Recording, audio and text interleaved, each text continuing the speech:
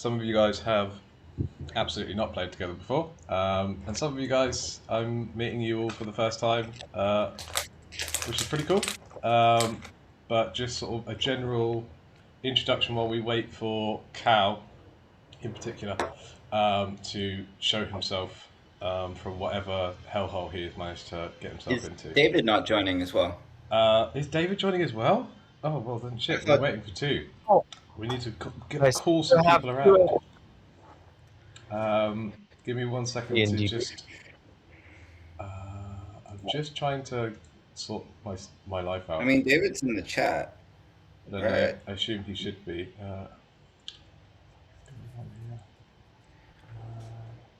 Right. Give me 1 second because I just need to like.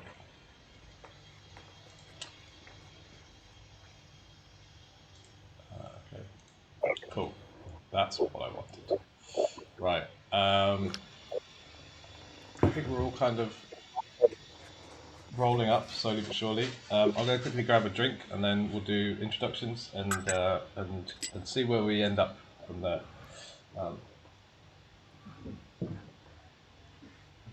So funny. You can tell that he has to deal with like little children all day.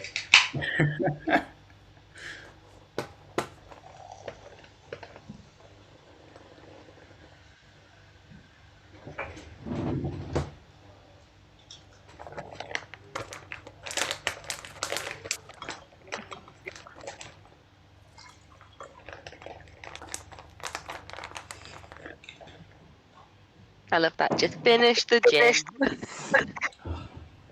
So no one saw me up in the bottle, right? Cool. So, particularly, I guess it's. Is there any?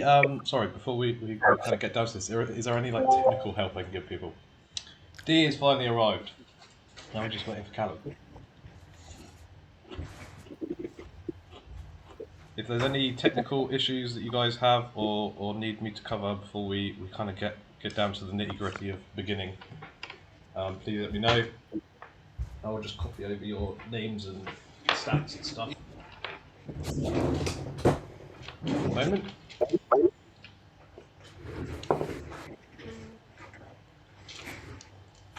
I guess I haven't really used Roll20 before.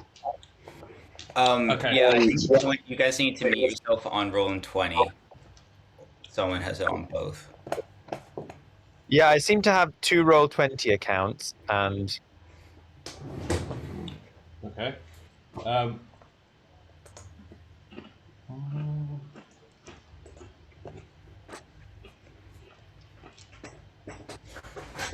goodness.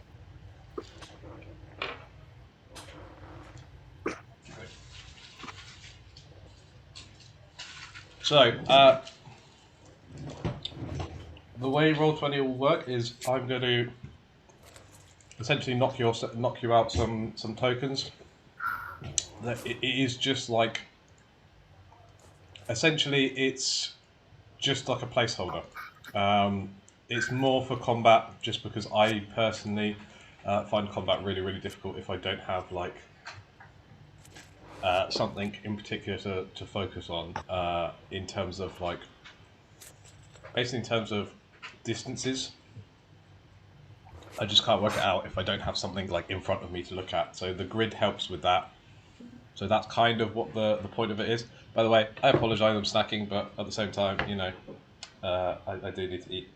Go for it, man. So,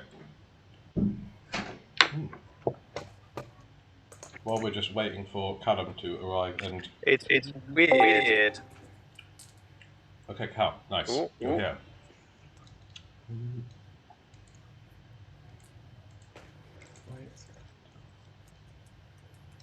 Can anyone hear me?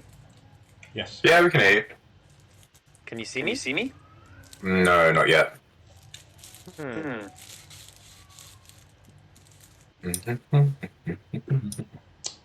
me just turn off my...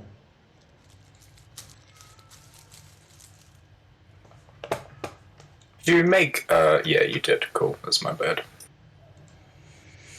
Afternoon. Afternoon. Hello. Right. So I think we're pretty much all here. The joys of logging on remotely, being what it is. Cal, you have DJ privileges. Don't fuck me on this, or I will take them away. I'll try my best. So, just to, like I said, to talk to you guys, Roll20 is essentially just going to be like tokens on a page to move around. Don't get too kind of caught up in it, I guess, is probably the best way to think about it. It's just really there for me to... It's really just there for us to have something for us to concentrate on.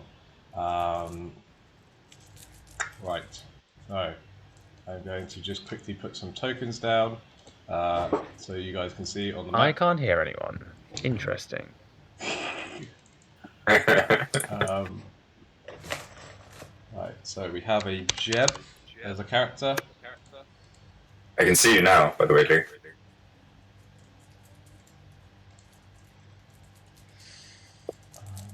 Who else do I need? I need a kobold. Come on.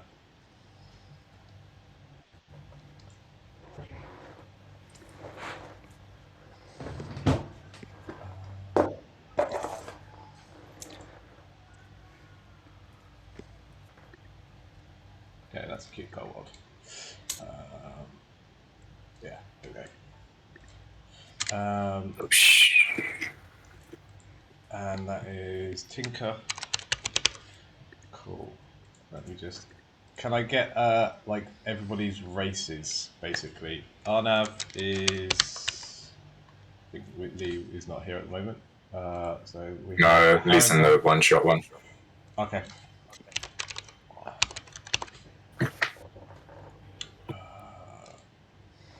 This is going to be super uncomfortable. My new room has like a stool instead of a chair for my desk. And, Oh yeah, I'm man. gonna have to get used to that. Definitely more settled in than the last time I saw. Why? Oh yeah, Cal, I think definitely I a get lot more feedback from so. you. I don't know if that's me. Hello. Not anymore. Just hear myself. It may be my fan, but No, it's just like I was getting echo from somebody. oh, Work okay, out I'm just put my fan back on. What a shit down here. Is it me? I don't know. We'll find out when I work it out, and then I'll be, furious. Okay. Calm down, Dice Daddy. Calm down.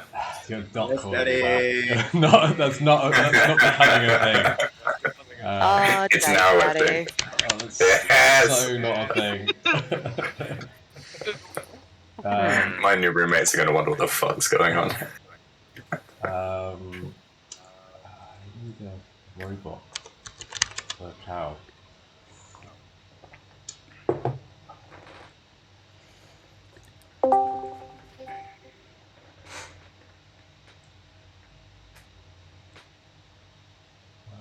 Okay.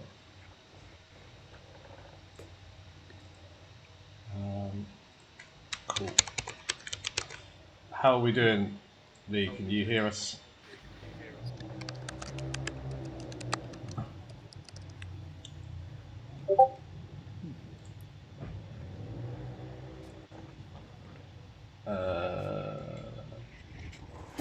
Is that a yes or a no That's weird. or a maybe? He can't hear anyone. Oh no. That's strange. What's his output? Yeah, I'm Yeah, guessing I'm this is gonna a check. Discord settings issue. Always tends to be. Bear with me. Yeah. Okay, cool. Well, We're not the best people to help. Yeah, no, I'm not at all the best person. Neither am I. Yes, you are. Yeah, do it. I need a good... Mine are the infinitely janky headphones. Bear with me. We have the same headphones, do we not? Yeah, but you remember that like run of time where no matter what headphones I used, I sounded like I was down a fucking tunnel.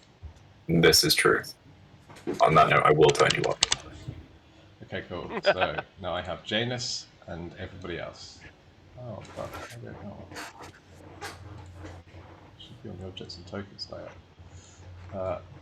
Fuck this shit.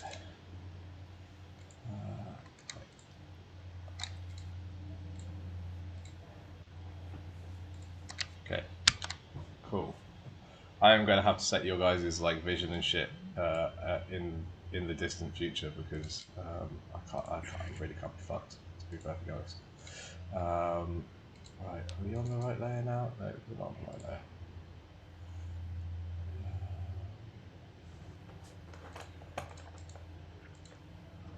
Okay, cool. Right, so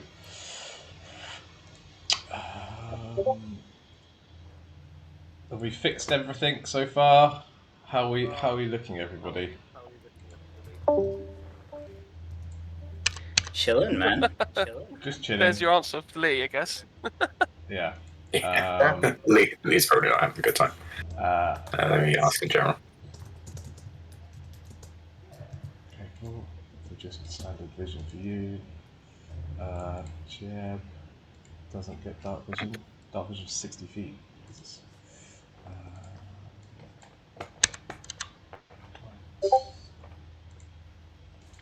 Okay. This is fine. I definitely had all of this stuff prepared, and so I'm also really sad that we're not starting. Yeah, that's the thing. Right, cool. I think everybody has vision now. I'm having this fun moment where Roll20 doesn't want to work with me. This is good. We like. Right. Okay. Mute myself for eating bread. That's fine. Right. Vision. Oh, no, it's not vision. Okay, cool.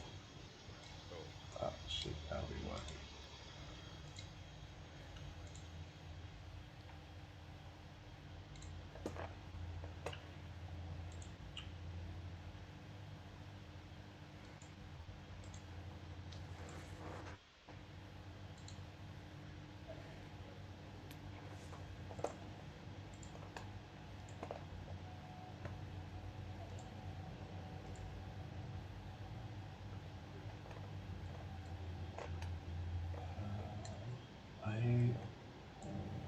Are we getting any closer?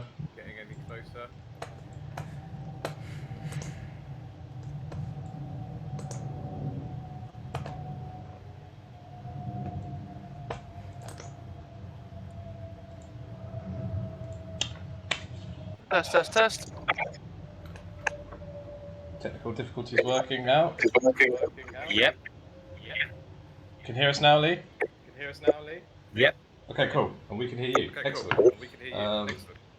Right. So.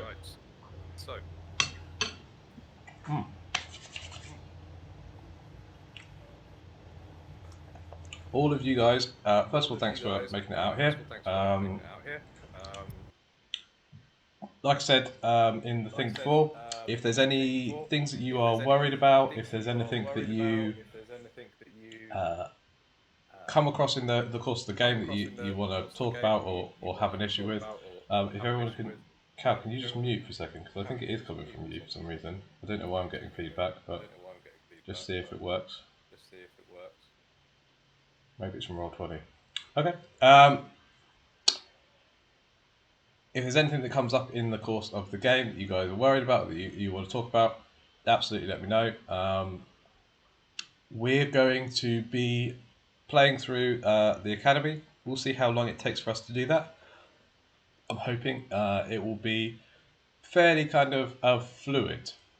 And to that end, there's a couple of things that I need from you guys in particular, which is you have come to Spelljammer Academy. Okay, this is a place where the Torral Exploratory Corps kind of train the next generation. This is a place where you are going to be taught from the ground up how to pilot, how to maneuver, and how to kind of live and find your way around wild space. Wild space is very much the equivalent to space in this sort of universe would be. Wild space is also the space kind of between essentially little solar systems. You are currently in a solar system called realm space. This is the place that is where traditionally sort of Dungeons and Dragons has taken place. People who are in my other campaigns also would know of this place. But this is happening for Cal and Dave and Tay. This is happening about 30 years before the events of our campaign. The year is 1466 Dale Reckoning, which is the year of the Mages in Amber, as we begin our story. This is essentially a well-known place for people who are interested in adventure or who aren't really sure what they're doing with their lives, and like university, you go there just because. You guys have all made your way somehow or another onto this ship. You are currently on a huge wooden sort of galley, essentially, or galleon, powered by sail. It has been cruising through lots of different places. It stopped off at places like Candlekeep and Neverwinter and all these big sort of centres of learning and civilization as you have moved through. You've adjusted to sort of being at sea, to the seasickness, and you're kind of getting used to the ocean spray. You've just most recently, about a day or so ago, made the final stop, essentially, that you will be making before you head to the academy itself. The academy is actually quite far out. So it was a couple of days' sail. It's its own separate island, completely removed from the rest of sort of the mainland. You, however, are coming from the most recent stop at Waterdeep, which is essentially the crown jewel of the Sword Coast, the most incredible, wonderful, scary in terms of there's magic and science kind of being mushed together in all sorts of wonderful ways. There's trains, there's airships, there's all sorts going on.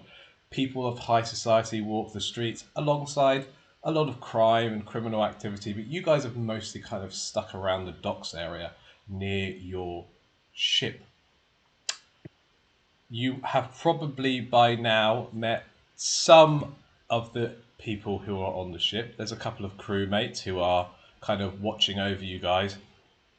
And there are also some fairly important people. There is the pilot of the ship, which is a slightly grizzled looking human, mid 40s, big bushy beard, who has been a little bit like half pissed most of the time that you've been on the journey. But you also have had the pleasure of being in the company of Bosun Tarto. Bosun is very well respected amongst the crew. Hasn't really spoken to any of you guys much, but you can see that they're very much an authority figure amongst the crewmates. And they are the person that the pilot looks to know when to shove off, the person that everybody kind of watches over. Bosun Tarto is a like very grizzled, multiple kind of like scars over her face, and also is a Hadesi, but is missing like half a wing. Constantly smoking cigars, just ignoring most of you most of the time, and just like having hushed words with sort of like the pilot and some of the members of the crew, who all seem to kind of hold her in awe. So, as we set out from Waterdeep for a two more days journey, Chaz,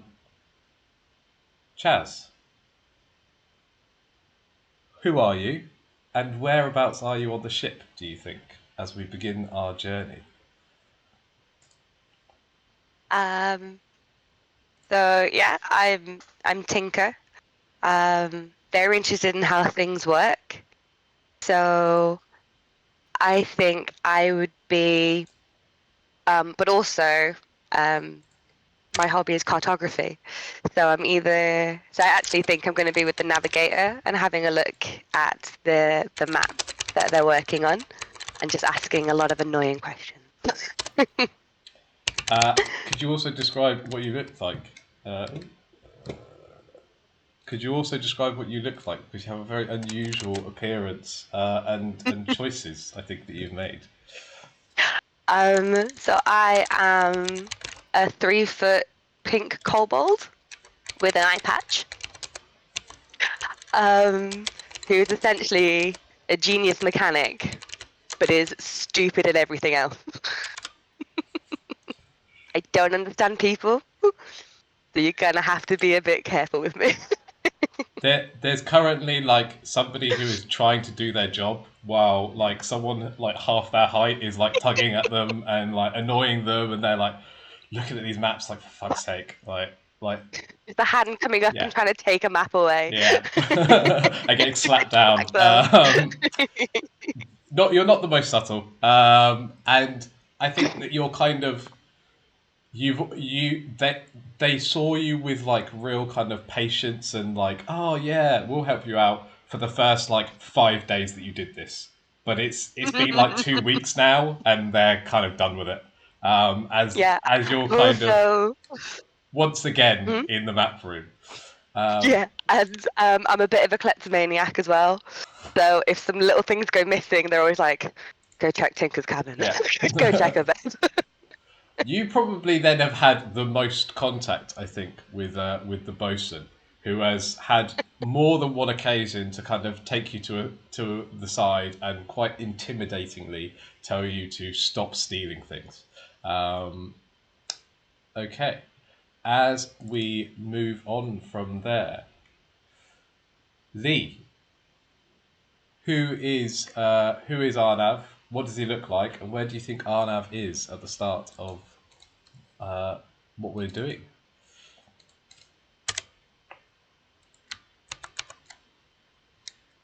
You're muted, bud. You're muted. You're on- Before you get too into it.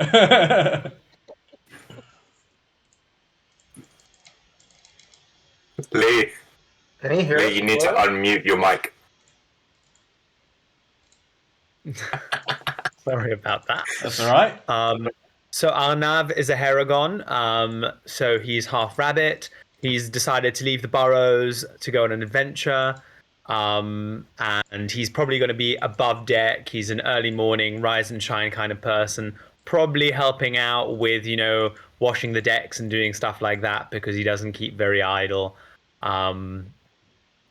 Just, just helping out and being generally useful. Because that's the kind of person that he is. Very, very like happy to help. Okay.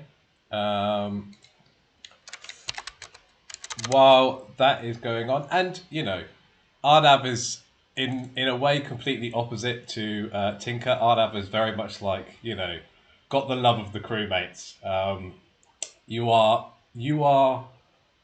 actually. I'm going to get you to make our first roll of the game. I would like you to make a persuasion check for me, please, Arnav, to see how much people like you and whether you will get any benefit from this.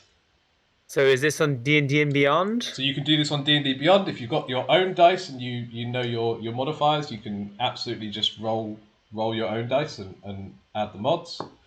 But D&D Beyond so is I'll probably do the easiest. Persuasion check. Yes. With a -1. So I have got 17 minus 1 is 16. Okay. So despite the fact that maybe not always the most naturally charismatic, your hard work over a long period of time of like getting up and like just being generally quite helpful has very much paid off.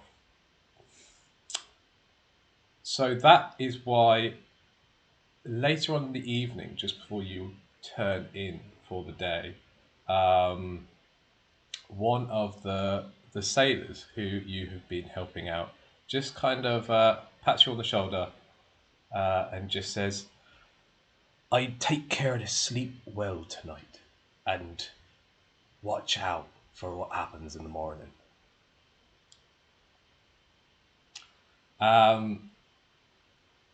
And you go off to your room.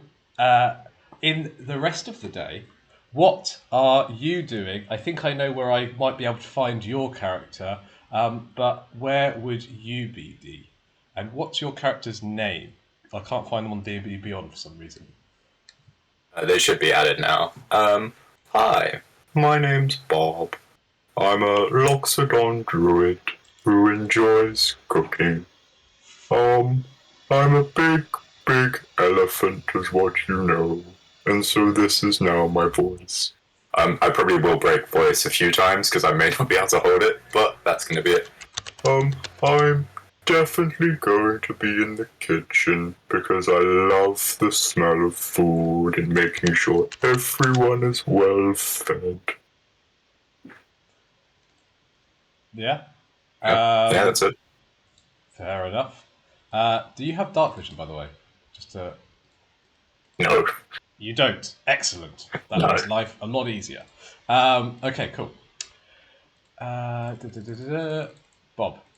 is in the kitchen once again. Again, I think you are also well loved.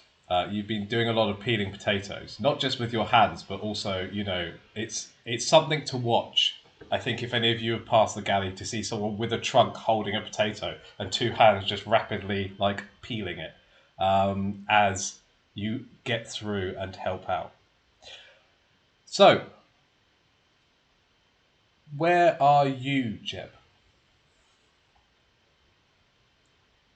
So I would probably be where where the gunner is, where the cannon is, or anything similar to that. So yeah, Jeb is a Thrykreen fighter.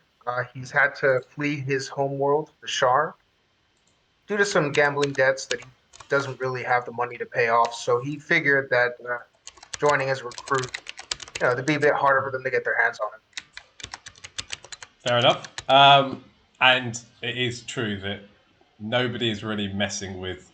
You've essentially run away from your problems to join the Navy, but also run away from your problems to join a Navy in like a completely different fucking galaxy. So you're currently on the gun deck, admiring what look to be cannons, but they're cannons that are like wrapped in all sorts of wire, and there's these sigils painted on the side, and they hum powerfully. Even for you, who is not particularly a magician, you can feel that these are powerfully magical, and very, very destructive. Where is LimeWire in all of this? Hi, can you hear me now? Yep. Nice. So LimeWire will be sort of skulking, standing around, smoking quietly near the nearest array on the Spelljammer ship. Oh, missed you for a second there. Don't know why. And learning about the crew around. Okay. LimeWire, this giant robot. Test. Yes, I get you. I lost you for a moment. I'm not sure why. LimeWire, this giant robot, quite unassuming, has just been hanging out in the comms room. You also don't seem to need to go back to your room, so you've just been in there all hours of the night. You've had some nice, long, meaningful conversations with the Night Watch. You have some cloaks and things hanging off of you from time to time, as people kind of don't want to leave their stuff on the floor, but you're accommodating enough as it is. Which leads us to our final member of the cast, Janus. Where are you right now? Janus, Janus is a astral elf, and typical as astral elves, he's in the pursuit of knowledge. and that's why he's joined the Navy in the kind of Sun Tzu way, like art of war, but also believes in like arcane magic. But he's probably like just smoldering off into the distance, pining over his love Liana back home. So When as night closes in and the sun sets, you guys all see very strikingly featured an astral elf, like very like essentially kind of platinum blonde. If you see him, you'll see that his eyes almost look like stars in a galaxy, staring off, doing his Titanic, Jack pining off, looking out into the sunset. is she seeing the sunset too? A different sunset, maybe. As night begins to fall and you all turn yourselves in for the evening, you are all sleeping in your assigned sort of cabin quarters. You've got used to this. You'll probably know the sort of like the people nearby and what to expect, essentially. Something that has never happened begins to happen. You all feel the ship shake and rock. Some of you fall out of your beds as you are awoken by thunderous noise, screams, shouting. Something is happening up on deck. What are you guys all doing? And I'd like everyone to roll initiative for me, please.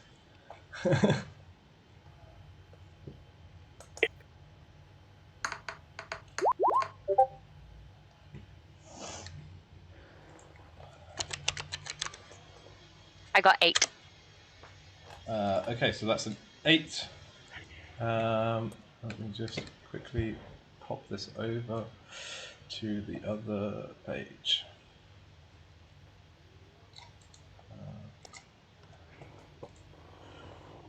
Oh, there he is. Yes, I am looking at the same sunset, you bitch. Okay, cool. That's that.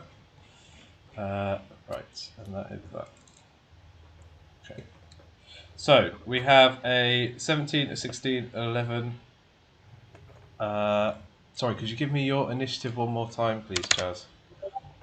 I missed that one. It was an 8. I'm not sure.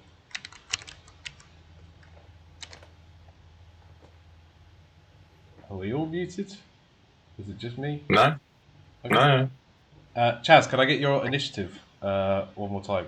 Just because I missed it the first time. Yes, sorry, 8. Cool, an 8. And we have Arnav and Skippy. You are a 17 because you get really fucking good rolls, apparently. And next time for initiative, Arnav, it's like there's a separate roll for it. You just click the initiative thing on D&D Beyond. Not a save. And Linewire and what was yours, Janus? 9. 9. Okay. Okay, so that's that. Janus, the 9. Cal, I can't see yours. 17. Okay, cool. I think Arnav's going to beat you on Dex. So, yep. So it is Arnav who gets to go first, as we kind of just generally think about what we're doing. We're not technically in combat yet, but just to kind of make rolling through what people are deciding to do a little bit easier. What do you do, Arnav? And make sure to unmute. Sorry, there's drilling going on above me.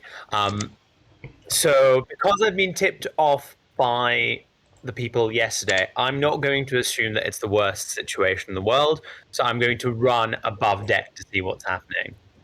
Okay. Right. As you burst through above deck, Callum, I'm going to need something a bit more battley. As you guys burst, I'm having tech issues. I put it in the chat. Someone else is gonna have to DJ. okay, that's fine. I can do that. Give me 1 second to find Spotify. While I'm doing that, what happens, Arnav, when you burst through is that you see that you are in space. Don't remember being in space, but you are currently surrounded by an ocean of stars. However, what you would also be able to notice is that you can see that the masts behind you are suddenly just completely shattered by bolts of lightning that are coming from another ship, which is on course to hit you as you burst out. And as it gets close enough, you suddenly feel that the air envelope surrounding your ship, which had nice, kind of clean, pure, salty sea air, is invaded by something stale and foul smelling as you burst up onto decks. That is your turn. Limewire, what are you doing? If you can hear anything. Or post it in the chat.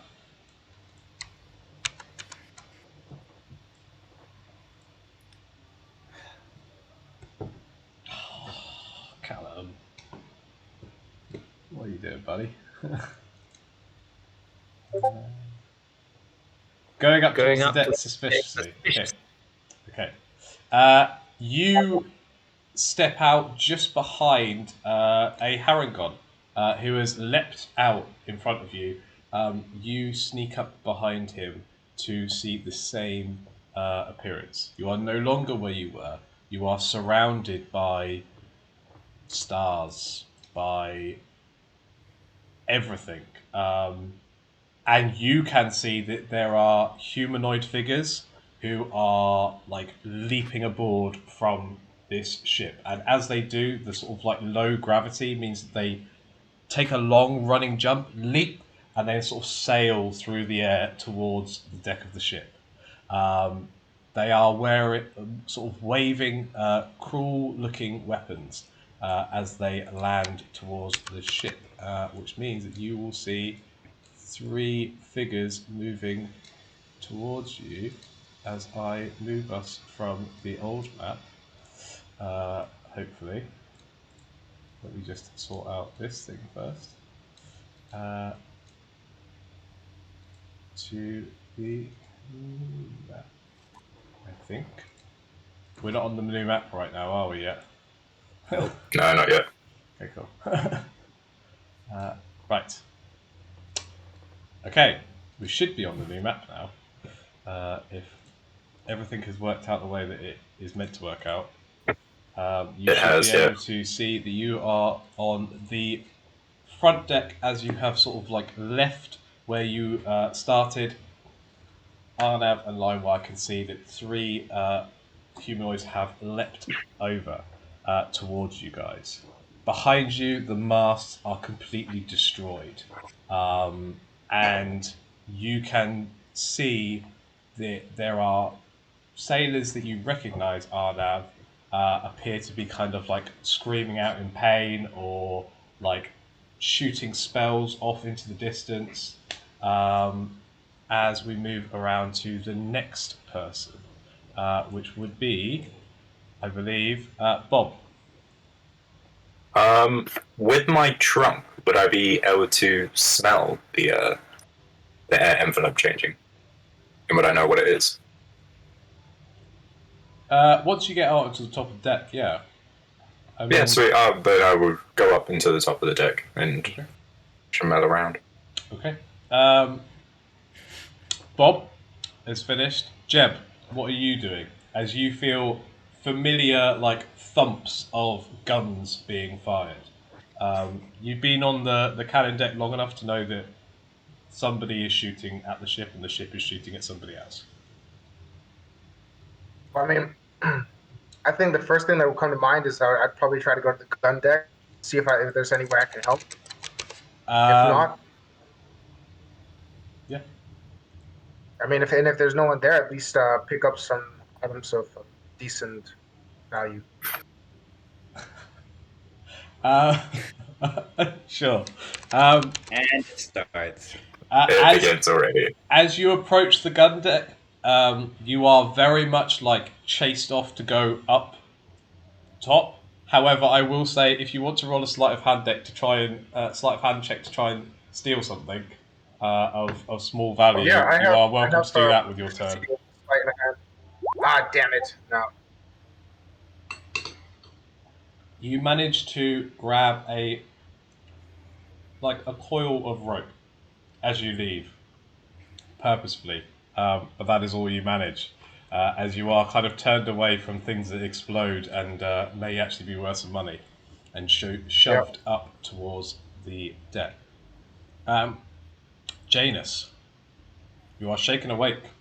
I think Yeah. you would understand sort of what's happening because you must have travelled in a spelljamming vessel to Yeah. get where you are. So I took the poisoner as a trait. Yeah, Are we assuming I already have poison at this point? I can say that you could have some poison on you if you roll a luck check. Then luck. Okay. Yeah, just roll a d20 and we'll see how it falls.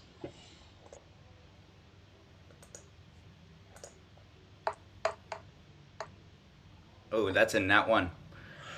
You are not lucky enough to have taken any poison with No. you because you were worried Cool. that it may have get pulled out of your pockets. Cool. I run upstairs. You run upstairs. As you head upstairs to join this sort of gang of other people who are also that way, Tinker, what are you up to? So are our cabins just us, or do we share with people? So there are like other people in your cabins who are all sort of scrambling up towards the deck beside you. Mostly it's also sort of like prospective cadets like you, Hmm. but they kind of head down towards what would be like the stern of the ship. So they all seem to be kind of heading that way, and you're being kind of directed by crew members, and you're being pushed to go up this other way. Okay, can I do a sleight of hand check just to like see if I can take something of someone's on the way out? Yes. Roll a sleight of hand check. I don't really know what's going on, but everyone's Yeah. running around and there's stuff. Yeah. I like your style. Sleight of hand check. Go for it. Okay, 20 with my modifier. Wow. You like just as one of your like basically sort of as one of your like fellow kind of cadets is running past. You're at just the right height to just like hold out your hand and like lift gently off their waist their money pouch, and you manage to just sort of take like there's a couple of gold coins in there, and like a locket in there as well. Um, as you kind of head for the front of the ship, the forecastle of the ship. You guys all have now arrived to see, as everybody else is seeing, what is going on here. There are all of your other sort of cadets have been kind of shimmied towards the back. You can see that all of the sort of sailors around you are engaged in combat. They're firing spells, they're pulling at ropes, they're all busy. As you see three figures sail through the air, it looks like you're probably going to have to deal with whatever this is. You can see that they are all a little bit essentially strange looking. For example, this one over towards your left has a completely human body, but his head is just like a goldfish bowl with a brain floating in it, like rushing towards you. The one just behind him, to sort of the back, just basically is a man with like a beard, looking fairly like normal and humanoid, but is also wearing like a torn wedding dress, just completely covered in blood. And from the very sort of back, you can see that it's almost like a fish person. So like a fish-like head, sharp needle teeth. Does not appear to be talking to you, but unlike the like brain in the jar, also does not seem to need water. We begin combat. Arnav, you are first to move. You are currently this delightful rabbit fellow. Each of these squares are 5 feet of movement. And you can pick up and move the token, or if you know where you want to go, you can hold down on the screen on Roll20 and it will ping it for me and I can move your token for you.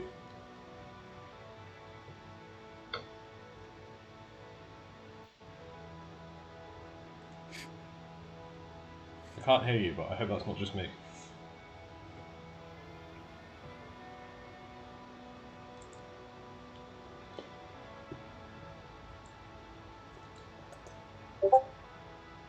What's going on?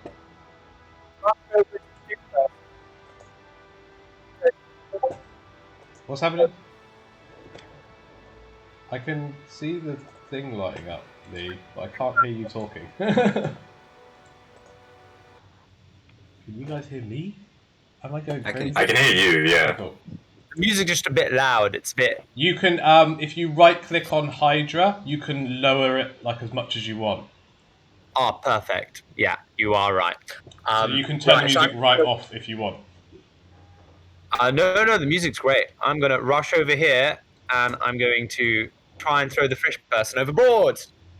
Okay, fuck yeah. We're going to call that opposed athletics check to try and roll them over the board. So you just need to roll for me an athletics check, and I will roll one and we'll see who wins. He rolled an 8, so anything above an 8. I have rolled a critical failure.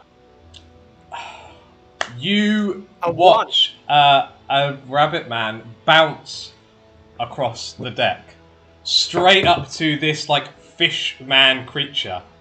You reach up to grab it, but as you do, he's so smooth and slippery, your like hands just like slide right off of him, and you end up just sort of like stood there like, what the fuck is going on? That's it. Your turn is done. Limewire, what are you up to?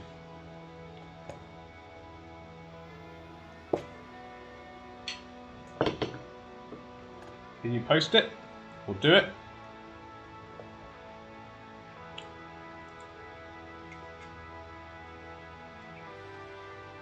What's going on, Cal? I just think everything. Okay. I think Spelljammer. Yeah, he's just going to post the text. We can't hear him for some reason. Yeah. Maybe just Yeah. log on with your phone, Cal. Don't you have If a it's not computer now, Cal? He does. Wait, did he get a computer as well as the Surface? He left his laptop or his tablet at my house and he finally got it, so I don't understand. Oh, he's definitely vicious mockerying at the next bad boy. Yeah. Okay, dude. So DC. it's a what save? Vicious mockery. By the way, if you've got even linked Roll20 and D&D Beyond, you can ping stuff across to me on Roll20 so I can just sort of see what it is, just like Austin's doing. Oh. I'll figure that out. I'll show you how to do it later on, probably. Right. He got a 12. If it's a charisma save, or a wisdom save, or an int save, or pretty much any fucking save. Okay, so he fails. Okay, cool. So do you want to roll the damage? And then you get disadvantage on attacks, doesn't he? 4 damage. Yeah. Nice. Cool. So he has disadvantage now.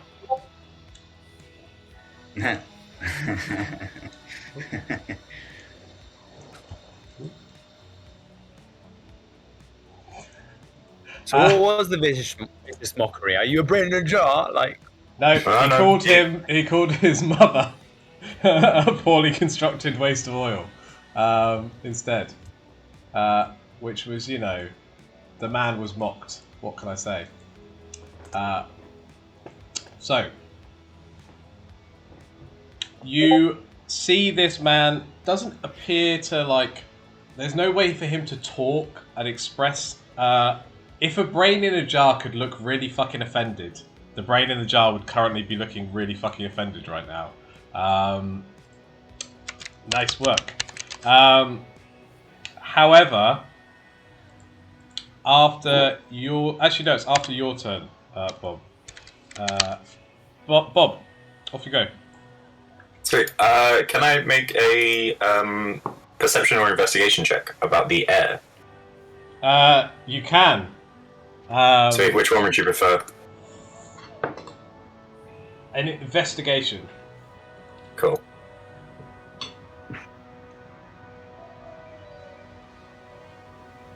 Oof. That's a 9. Bob doesn't smell anything. Bob is then going to cast Entangle. Okay. I will allow so it people generally, get- but like if you take an action to look for something, that is your action. Just for future Oh. reference. Oh, okay. We're going to. That's fine. Okay. I don't mind that. That's it. But That'll be my action. I'm happy for you to take your thing because you didn't know that. Okay. It's a bit Yeah. It's a DC 14 strength save. Okay. He fails. Cool. They are. It's for all of them. Okay. So. One of them succeeds. The guy who is being gripped up by Arnav is currently fine. The rest of them are restrained, and Okay. they can take an action to try again to leave and not be restrained. Okay, cool.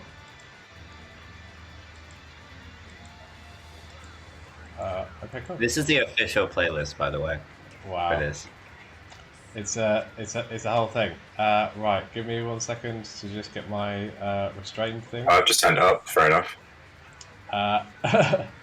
Okay, so those two up top are restrained. The other one is not.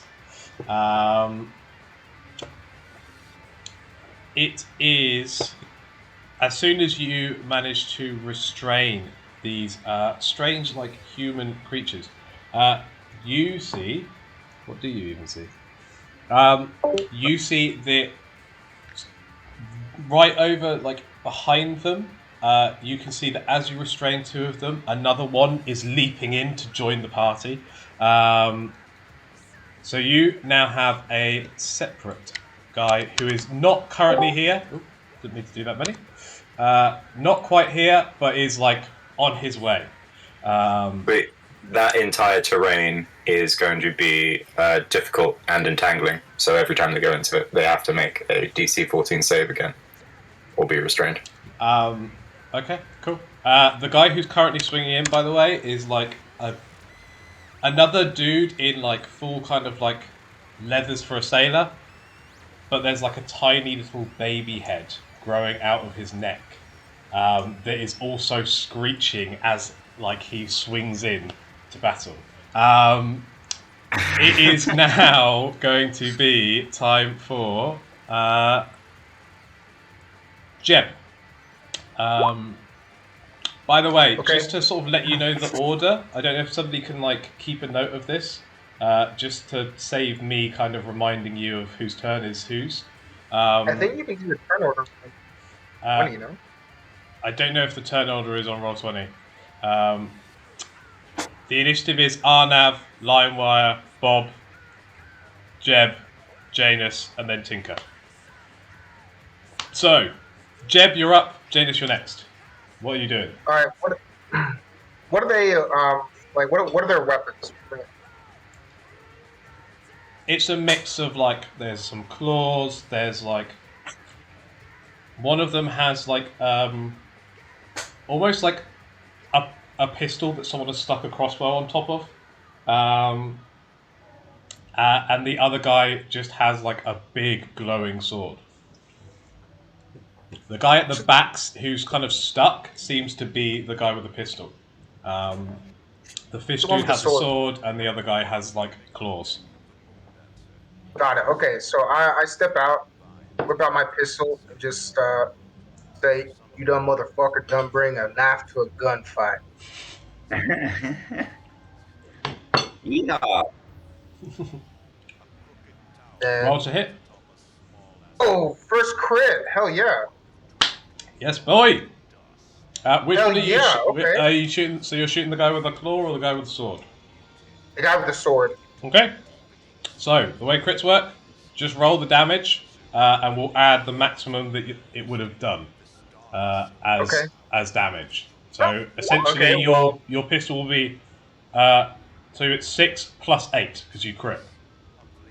Okay, but you don't put the modifier on that, or No, the modifier isn't doubled. It's just dice. So okay, you, dude, 14, no? I'm telling you right now, if you're hitting this guy over here, that kills him outright. So, what does this look like? Fine, so I'll kill him outright. Describe it. What does it look like, man? I mean, very nonchalantly, just Nick draws his pistol out, shoots him in the head, spins it, and then blows it out as it's steaming. And then puts it back in. After putting for the rest of you guys as well, this is probably some of the coolest shit you ever see. It's like a scene from a movie. You can hear like the wah wah wah wah wah wah as Jeb with 4 arms just walks Weed out in the background. like a cowboy, says you brought a knife to a gunfight, and then blows this guy's head off. Just the head completely clean, and then blows his pistol out. That guy is gone. Nice. While that is then happening, it is Janus' turn. I don't want to like use my action, but as I'm an astral elf, I know what these things are.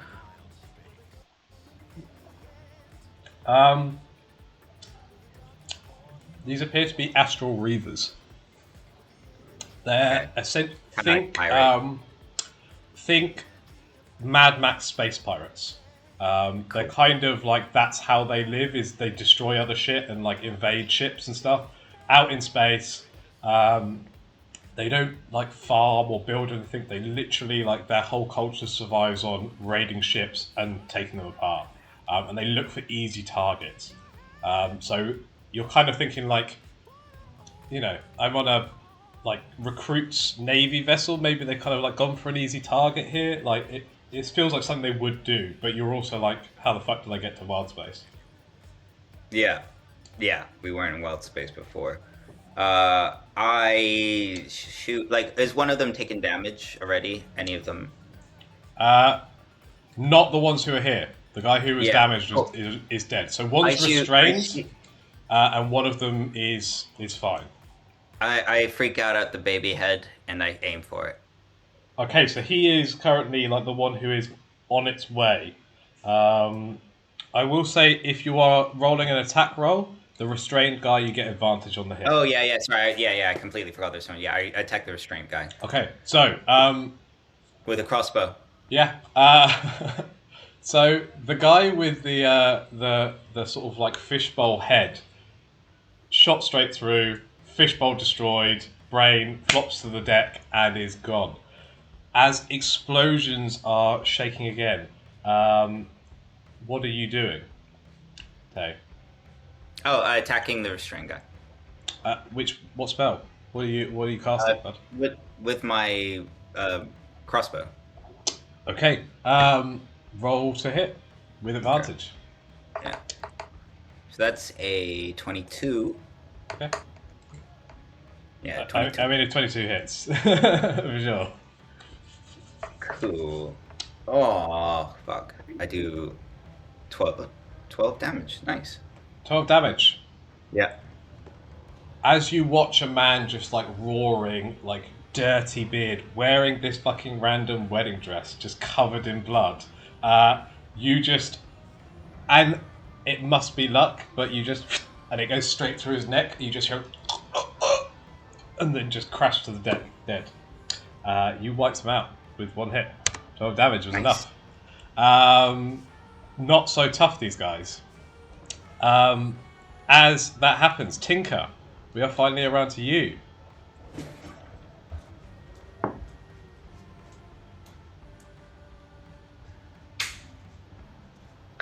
Firebolt. Cantrip. Okay, cool. Cool. So I roll to hit, yeah? You roll to hit. 8. 8 does not hit. Boo. I think, Tinker, you are really fucking freaking out right now. And it's like, what the fuck is going on? Like, how did you get here? Like, and also you're like, oh my god, I've never been this close to wild space. I'm so excited. But also, what the fuck? How did I get here? Like, I don't understand what's going on. And then you're like, did we? But we weren't that close to like wild space. And like, I know how long it would take for us to get there. And it just doesn't make any sense to you. And you're just like, ah! And just spell wild. Completely. I'm so small and I'm just surrounded by all these people and I've got a Loxodon right next to me. Freaking out. You also, as you like misfire the spell, just like snout first into a like Loxodon leg. Just like, oh, okay. As that happens, you see the first guy is going to come into land. And he's going to get his action, and you see 2 more of these dudes appearing on the horizon. You see that both of these guys are like humanoid, people-shaped sort of like figures, but like almost like made of mirror. Like they're just like reflective bodies with weapons. Just like big sort of shards of like almost like reflective glass. So this guy with this tiny, just screaming baby head is going to run in, and he's going to probably kill or attack at least you, Janus.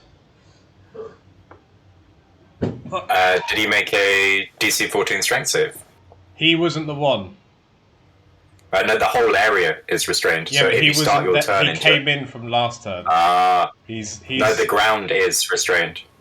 Everything that gets So if you land on it, in the ground is restrained. Interesting. yeah. I mean, he does succeed though. Does that mean he just walks through? It means it's difficult terrain, but you're free to move around. Okay, let me just check again. 5, 10, 15, 20, 25, 30. He could just reach. But thank you for reminding me. It is... Right, he's going to attack. And then the other guy is going to attack you, Arnav.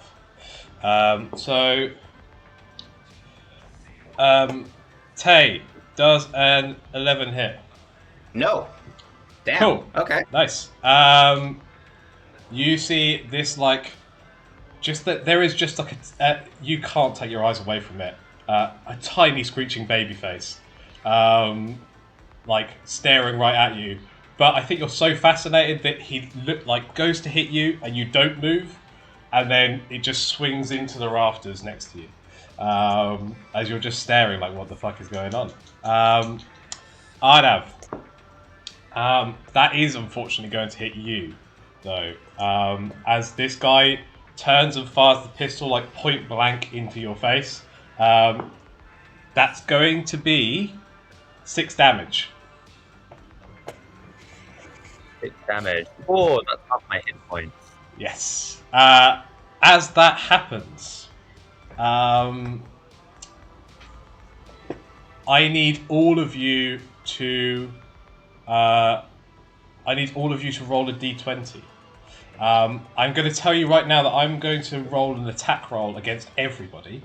If you roll a 1 to 9 on the d20, like this is your luck check, you're going to get hit. Or I'm going to at least try to hit you. Anything above a 9, you manage to dodge out of the way of this.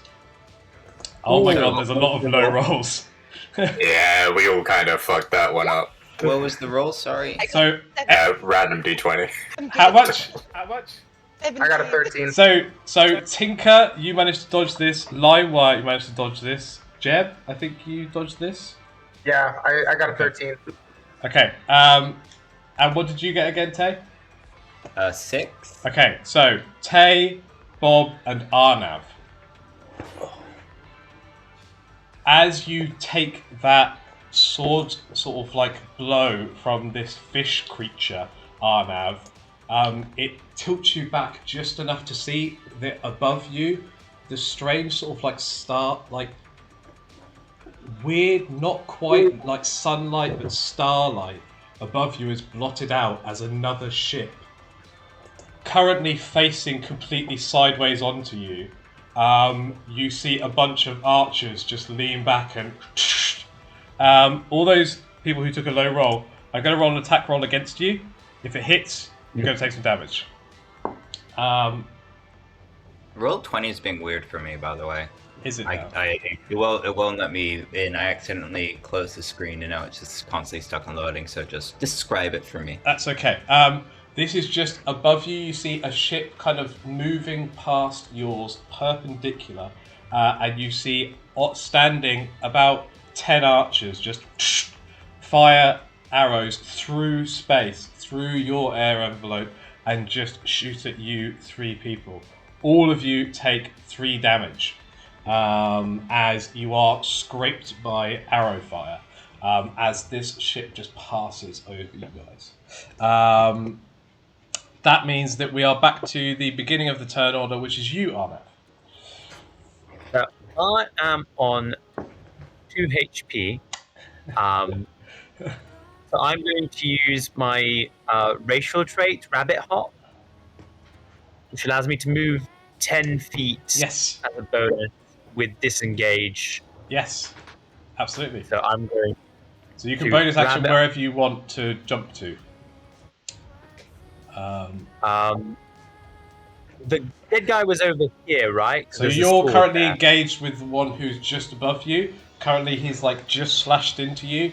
About 20 foot over to sort of like behind you and towards where you entered, you can see that Janus is currently just like had somebody try to hit him as well, but miss and slam into the sort of like overhead. So you can see that like small screaming baby head thing.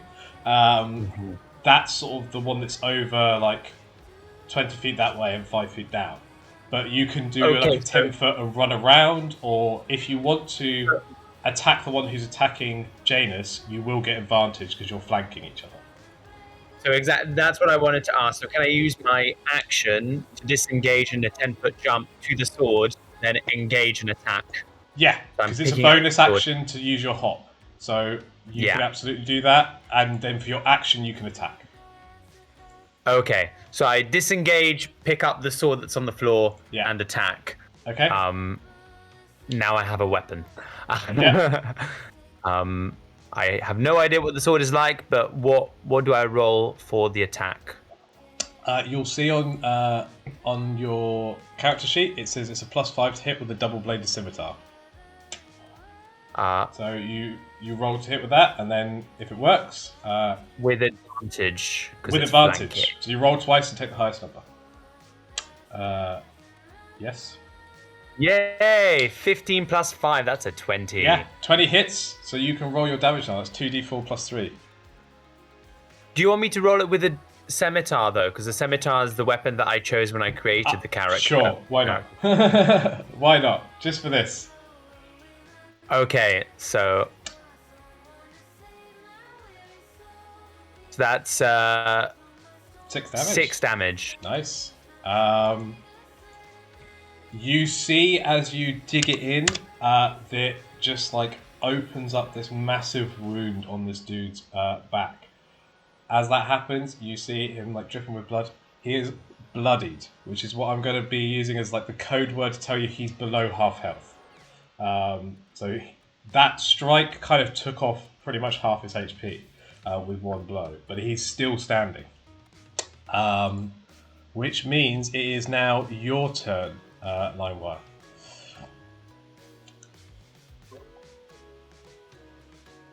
If you let me know what you're up to, Cal.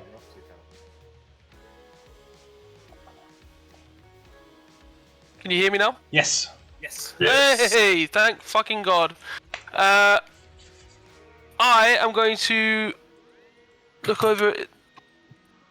So is that Jeb? Is that Jeb a bad boy? No, it's not. It's not. Jeb just did the most cowboy shit in your life that you've ever seen with 4 arms.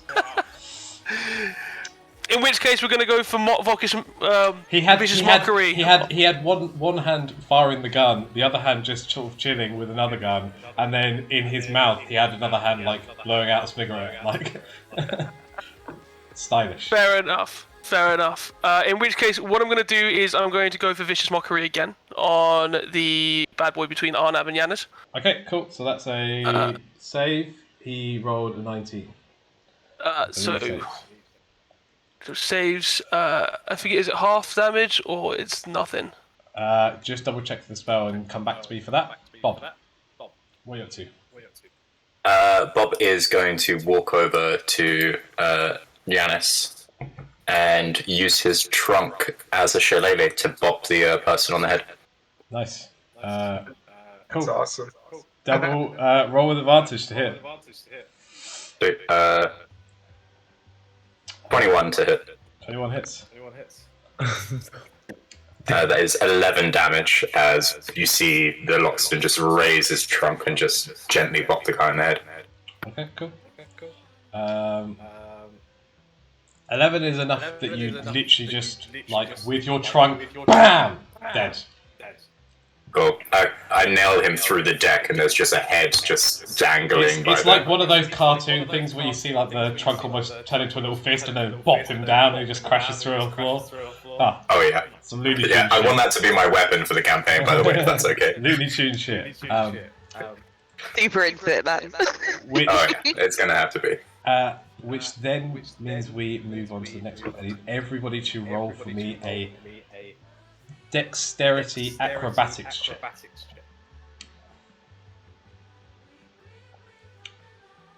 So an acrobatics check. Yeah.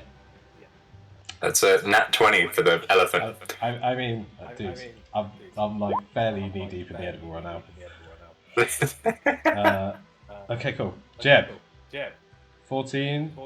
A fucking nat 20. Arnav and Limewire. That's a fair. No, I got a 14. 14. Okay. Right, Janus. And I got a 12. 12. Okay. Janus. You're muted again, Lee. 5. Okay. I'm hearing an echo. I think it's I- cows, maybe. I rolled an 8, but my race is lucky footwork, where I might be able to save myself. The DC is 14. The DC is 14. I rolled an 8. If you fail a dex save throw, you can use a reaction to roll a d4 dice. But So if you roll a d4 and you roll a 4, I'll allow you to dodge this. Just because it will be fucking awesome. But you shouldn't. I rolled a 1. Okay, Nah. you're still getting taken in by this. So anybody who rolled below a 14, you all watch as, and it happens to like completely slam this guy into a wall as a part of the rigging crashes down. You can see like burn marks of something has like cut through this almost where the mast was destroyed and sweeps across the deck sideways towards all of you. Everybody who succeeds, you move right back towards the very edge of the kind of the side. So that would be pretty much the Loxodon and Jeb. And everybody else, you guys are like completely knocked onto your feet and are considered prone for the next round, basically. Okay, we are going to now move on to whoever is next in the order, I believe it's me, no? which would be Jeb. So Jeb, you're like on your feet, but you've been pushed way back into like the very edge of the ship. Like you could feel yourself be kind of thumped, and then the rigging just kind of rolled over beside you, and then just kind of almost like floats horizontally. You know how like stuff in the space station kind of like holds momentum? It's just kind of moving away from the ship, but it's not. It doesn't appear to be falling down. Okay. I move just out here, just so I can get a good shot on this dude, the one down at the bottom right, Yep. and I'm just gonna go ahead and try to put some damage on him. Roll to hit. Nice, 27. That hits. Roll some damage. Ooh, top damage, 13. The the fish dude, who was the much trouble, just dead. So far, Jeb has nailed like nearly everybody. Absolutely putting in work. That is your turn. If you've got any movement you still want to do. I guess what I'll do is, after doing that, I'll take a step back. Well, okay, wait. So how much movement do I have actually? Because I started here, right? And I went here. I don't So know, you whatever. have 5 feet, so you can take like one step back. Okay. Okay, cool. Janus, Tinker, you're up next. So I'm prone. Yeah. So that's half my movement Half to your movement to stand up. Right. And is it like a big gap there, or is it just? Can I still walk? You can across? still walk across it. Yeah. Fine. So I move a little bit back, maybe like here. Yep. And I aim my crossbow at one of the guys up there. Fire off.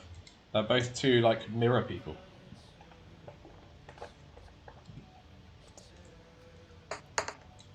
Oh, come on. 9. 9. You do not hit. It is you, Tinker. What are you doing? So I'm also prone, so I'm gonna stand up. Yep. That's half the movement. Yep. And then I was going to maybe just stay where I am and use my boomerang. Okay, what's the range on your boomerang? Bear with. It is 60. Just enough. That'll do. Great. So I'm gonna go for this guy. Okay. Cool. Yep. All right. So roll to hit. I got 16, 16 hits. and then it is a 1d4. 2d4 plus 3. Okay. So 4 4 plus 3 or 4 total. with my 3. Yeah, Okay. total. Total, nice. You like ping one of these guys with a slingshot that just like bounces off this mirror. It dented it, but come on, you're only Tinker. As that happens, these guys swoop in. They're going to just launch like a sort of almost like spear of mirror at you, Jeb, both of them. So they're going to roll to hit. One of them did not hit you, and the other one did not hit you because you have a stupidly high AC. You feel 2 shards of mirror just sort of ping off your carapace. You've never felt so cool, Jeb, by the way. This is almost as good I'm as gonna playing use up all my cards. cool the first session. So This is almost as fun as playing cards, man. Just you are fine. However, as that happens, all of you see, like floating towards you, a ship 5-10 times the size of your own. Thinking like Star Wars, where you see like one of those fucking giant star destroyers, and there's like a little ship next to it, and you're like, this enormous ship sails across you, and you can see that it's almost like every cannon port is as big as your own ship. And then you see them begin to glow with light, and you are no longer on the deck of the ship. All of you are in absolute darkness, and it is warm and moist. You bastard. What are you? We're going to go through in initiative order still, just to kind of keep things clear. What are you doing, Arnav? Okay. By the way, any pain that you felt, you no longer feel.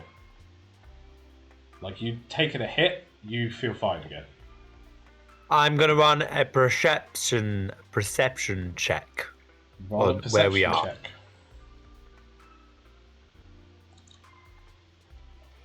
I have rolled a 14.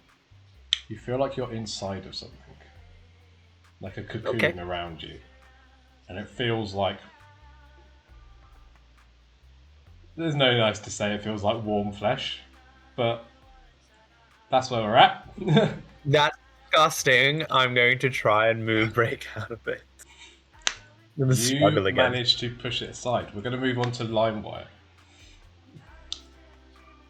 What are you up to? Yeah, I'm gonna try and find my footing, and call out and see if anyone is in need of help. So you call out. Okay. Is all of the carbon forms safe, alive, or well on? Bob, you just hear next to you some like very standard robot voice, just saying, are all of the carbon bodies? And you're like, I think I'm a carbon body, alive and safe and well. For you, Hi, Fred. this cocoon feels really quite constricting. Like this wasn't designed for someone of your size. Yeah, me thick. Hi, Fred. I think I'm okay. I'm feeling a little bit claustrophobic. Jeb, you're in a nice warm flesh cocoon. You hear this conversation beside you. What are you thinking of doing?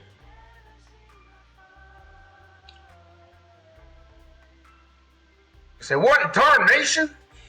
Then I start like moving around, and then I start grabbing at anything around me, trying to swim through. Okay. Just trying to move through. I love the character so much already. Jadis, what are you doing? Like, going off like the Astral Reaver thing, would I kind of understand where I'm at all? No. No. Like, you No, understood that bit of, like, oh, there are these, like, space pirates, and you were like, okay, cool, there are space pirates. Maybe they attacked us because we're a cadet, like, vessel. But now you're like, what the fuck, where am I? This is a weird, warm flesh cocoon. Which I just really enjoy saying, so...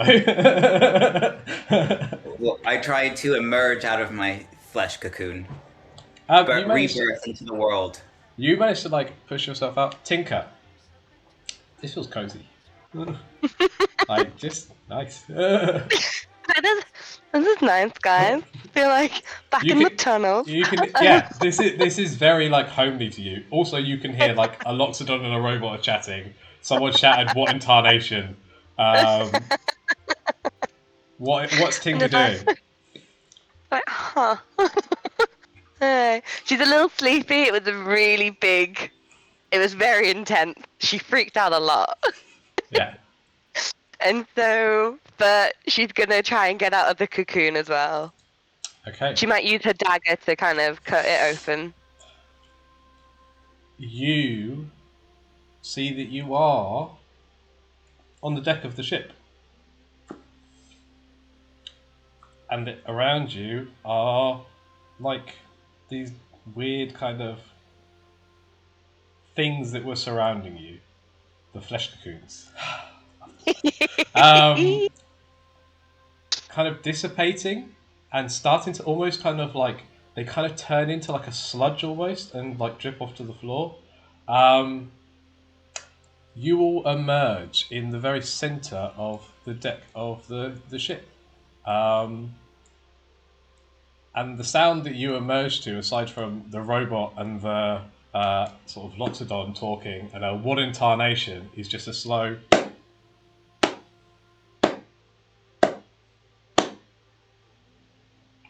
For the sake of notes, can I ask if that was sarcastic or not?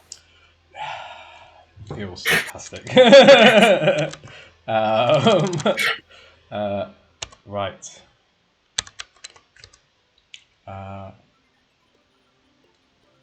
By the way, when I hear the clapping, I whip around and draw out my pistol.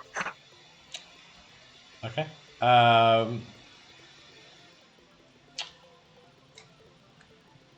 You see, not that large, obviously, but this is just to kind of help you guys with hopefully a picture, and I haven't bugged this up. You see the familiar face of Bosun Tarto. I have a picture of right here.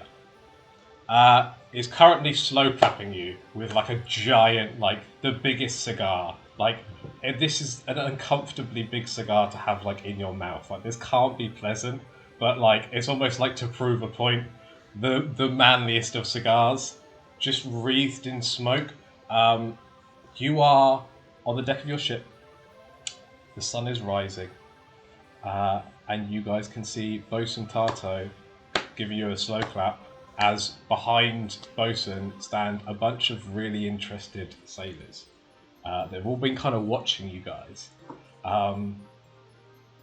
As you turn behind you, you see that there are loads of these guys, like flesh cocoons on the deck, all kind of melting away after you guys.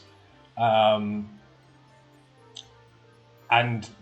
it's fellow cadets.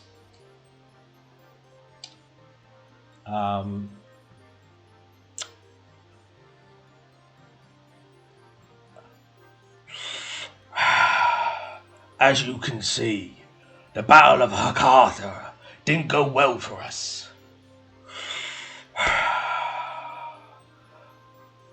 But makes good testing for new recruits. End of the simulation. Points at you guys at the front. Good work. And you can kind of see, like, with that one good work, all the sailors are a bit like, oh shit, like, it's kind of impressive. Big cloud of smoke. Davies, take her up. As that happens, you guys feel the floorboards of the deck beneath your feet begin to shake. Carved patterns that you kind of see as like scratches. Like Arnav, you've seen these before because you clean the decks a lot, but it's like, I thought this was just like scratches in the deck. You see them all begin to glow and pulse with blue light. And you all feel, apart from perhaps our robotic friends, that sinking sensation in your stomach as you are taking off. And you see your viewpoint begin to rise as the ship that you are on begins to float off into the air. Ahead of you, as the sun rises and out of the morning fog, you see a giant sort of twisting pillar almost, with all sorts of like barracks and buildings kind of hewn into the rock and built onto the side, and some of it is impossibly levitating. And up where you guys are heading in, you see that you are one of, like, there must be like 30 or 40 different Spelljammer ships, like all kind of floating in. Some of them look to be the same ship as yours, like this kind of like strict galley. But you also see all kinds of ships. For you, Janus, you see like star moths, which only astral elves fly star moths. Like no one else is allowed to, and they are like, you come from a people who like hold a grudge if anybody flies one, because if they do, it's like basically military secrets almost. So if someone else is flying a star moth and they're not an astral elf, she's going to go down. You see that there are those ships. You see all kinds of different things in front of you. You see that there are ships almost made out of whales, like giant star whales with like eyes all along their sides, have been kind of either tamed and there is a ship on the back, or somebody has kind of like constructed some sort of ship from the body of this creature. You see a whole host of different ships and different people, from many different galaxies. This is not just a place of realm space. This is absolutely a place where many people gather. as you guys fly in to land. And you are now finally arriving at Spelljammer Academy. We're going to have a pause here for a quick kind of like everyone can go to the toilet and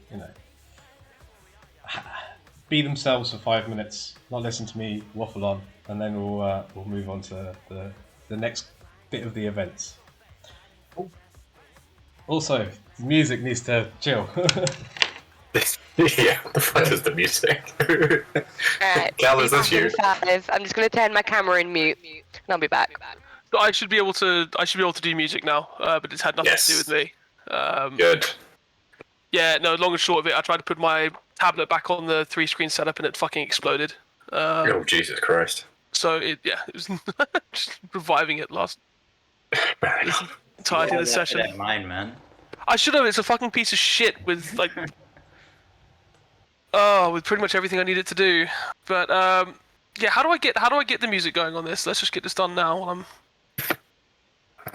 You press stop play and you post like a Spotify link. I press what the fuck now? Dot play in the Hydra song request. Ah, alright.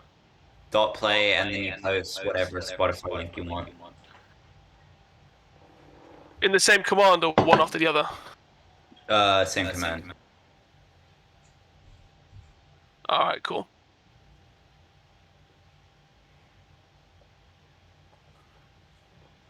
I guess we're at a battle now though, so I need to switch up.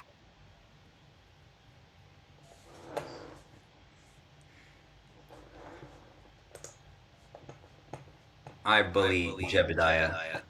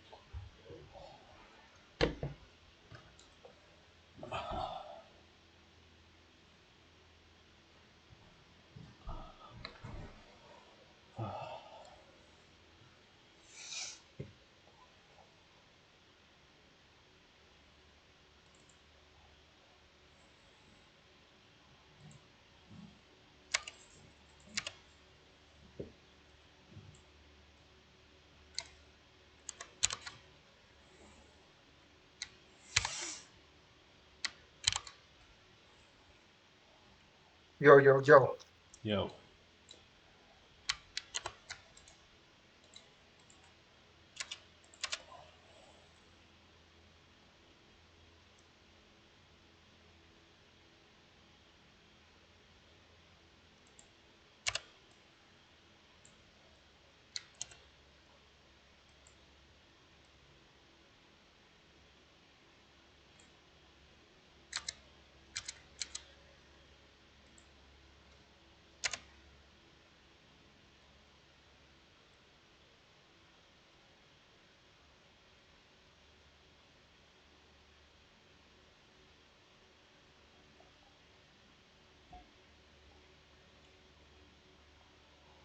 How is everyone?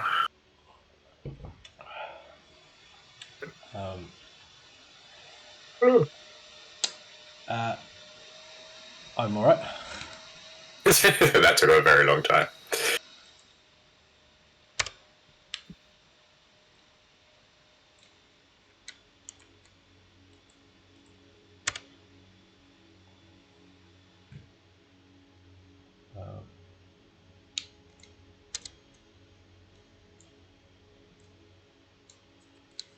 I feel like giving Callum any sort of control over music was a big mistake. Why? What's wrong with that? Sometimes it's so intense. No, I've he had, didn't play. I've had no control the entire time. Has this been Thank you. Taylor? It's been someone. I searched Spelljammer. Nice.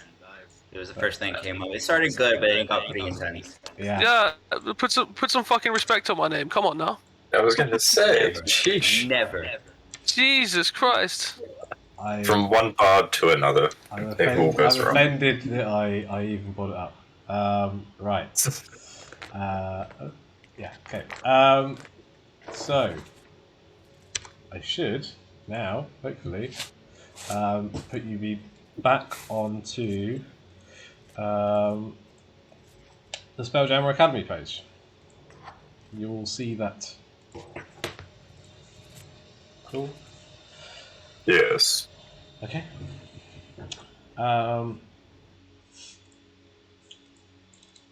So, as the sort of like blue patterns beneath your feet are flaring,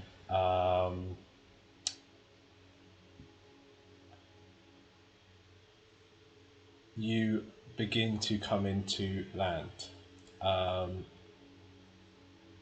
You were with a kind of like ragtag crew of sailors, it seemed like, but they all kind of straighten themselves up a little bit more. And as you step off, you now see that everybody is in like a uniform. They also have like different kind of like helmets and hats. It seems like there's some kind of system of like security based on like the Are we colors just people covered know. in slime though?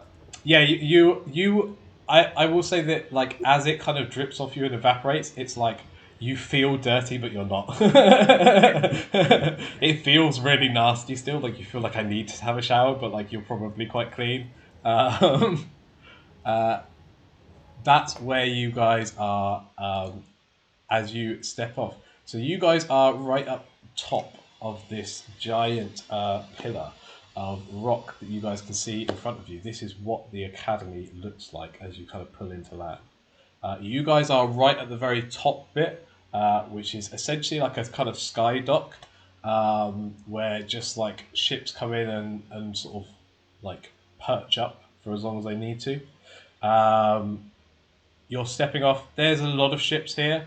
Like this is a big scale of a sort of like island, and there's a lot going on.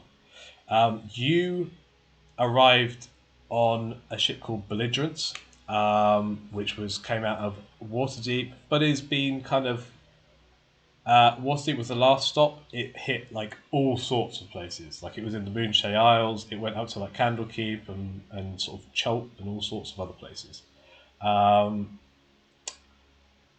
You can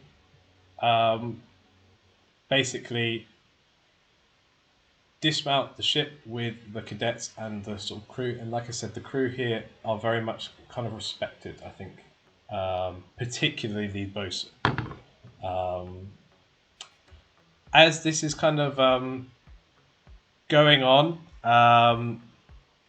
you are going to sort of like hear in front of you, Tarto is like calling out different people and like how well they did in the simulation. Most of you get a like grudging nod, apart from Tinker, who gets like a bit of a raised eyebrow for the sting shot. Also, by the way, the gold you stole, the rope you stole, that was an illusion. You don't get anything.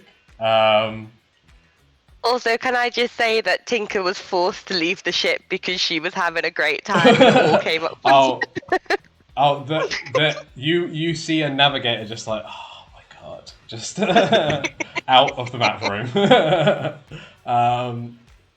I think Arnav, you get like a very sort of grudging nod of respect, and like Jeb, Almost. however, you get like a grudging nod of respect after you've kind of when it comes to your evaluation of the simulation. Jeb is the only person in your entire cohort that gets like an actual shaken hand by Tarto, who's just chugging away at this giant cigar the entire time. I might have to turn off the music because it is just so distracting right now. I don't know what the fuck it It's a is. smooth jam, though, guys. It is smooth, but goddamn, I don't even know where I am right now. You guys are basically pulled through to Tarso, who's kind of given everybody like a write up of like how they did in the simulation. Like you were being observed. It was like a kind of almost like an entry test. And you see some people kind of persuaded that maybe they'll do better in kind of like admin roles, and you are sat down in like a kind of lecture theatre. Tarto comes in. You have tasks to do. Orientation tasks. They will be sent to you. And you guys have a series of tasks. All of you have the same tasks. If you look in Spelljammer in the name of the Lord, then I have just uploaded what the tasks are that you need to get done.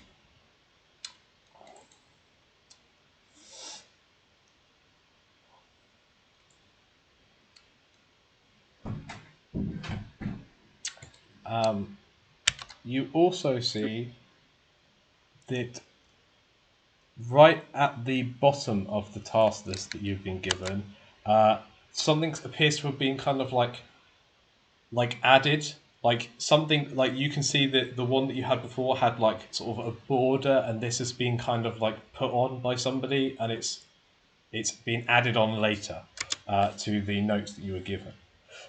So if you guys want to have a look in the Spelljamming sort of handouts channel, essentially. Are we full health again? You guys are all full health. All your spells are back. Like everything is basically as if nothing ever happened to you. Yeah, cool. You mean you took damage today? You On that warning, Tinker just side eyes everyone. So, yes, this is true. I think even Jeb maybe is feeling a little bit personally attacked, looking at the warnings that have been tacked on. So you guys have some jobs that you guys need to get done.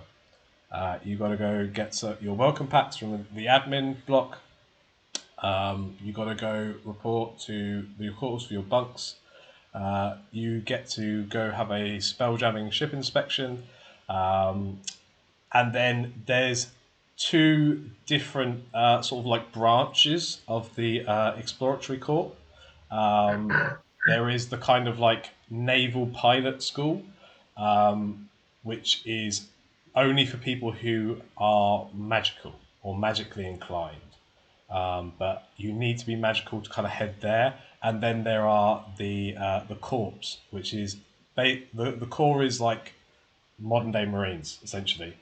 So this is where all the people who don't use magic, do use weapons, do hit stuff. All of you kind of head towards the core, but it's up to you what kind of element you're playing. There is also like a mechanics department. There's like lots of departments within these sections, but there is like a very much like the magically inclined tend to go one way, which is where like the spelljammers are, which is kind of pilots and mechanics, and like slightly more highly trained. And then the core is like gunners and people who go and do the grunt work.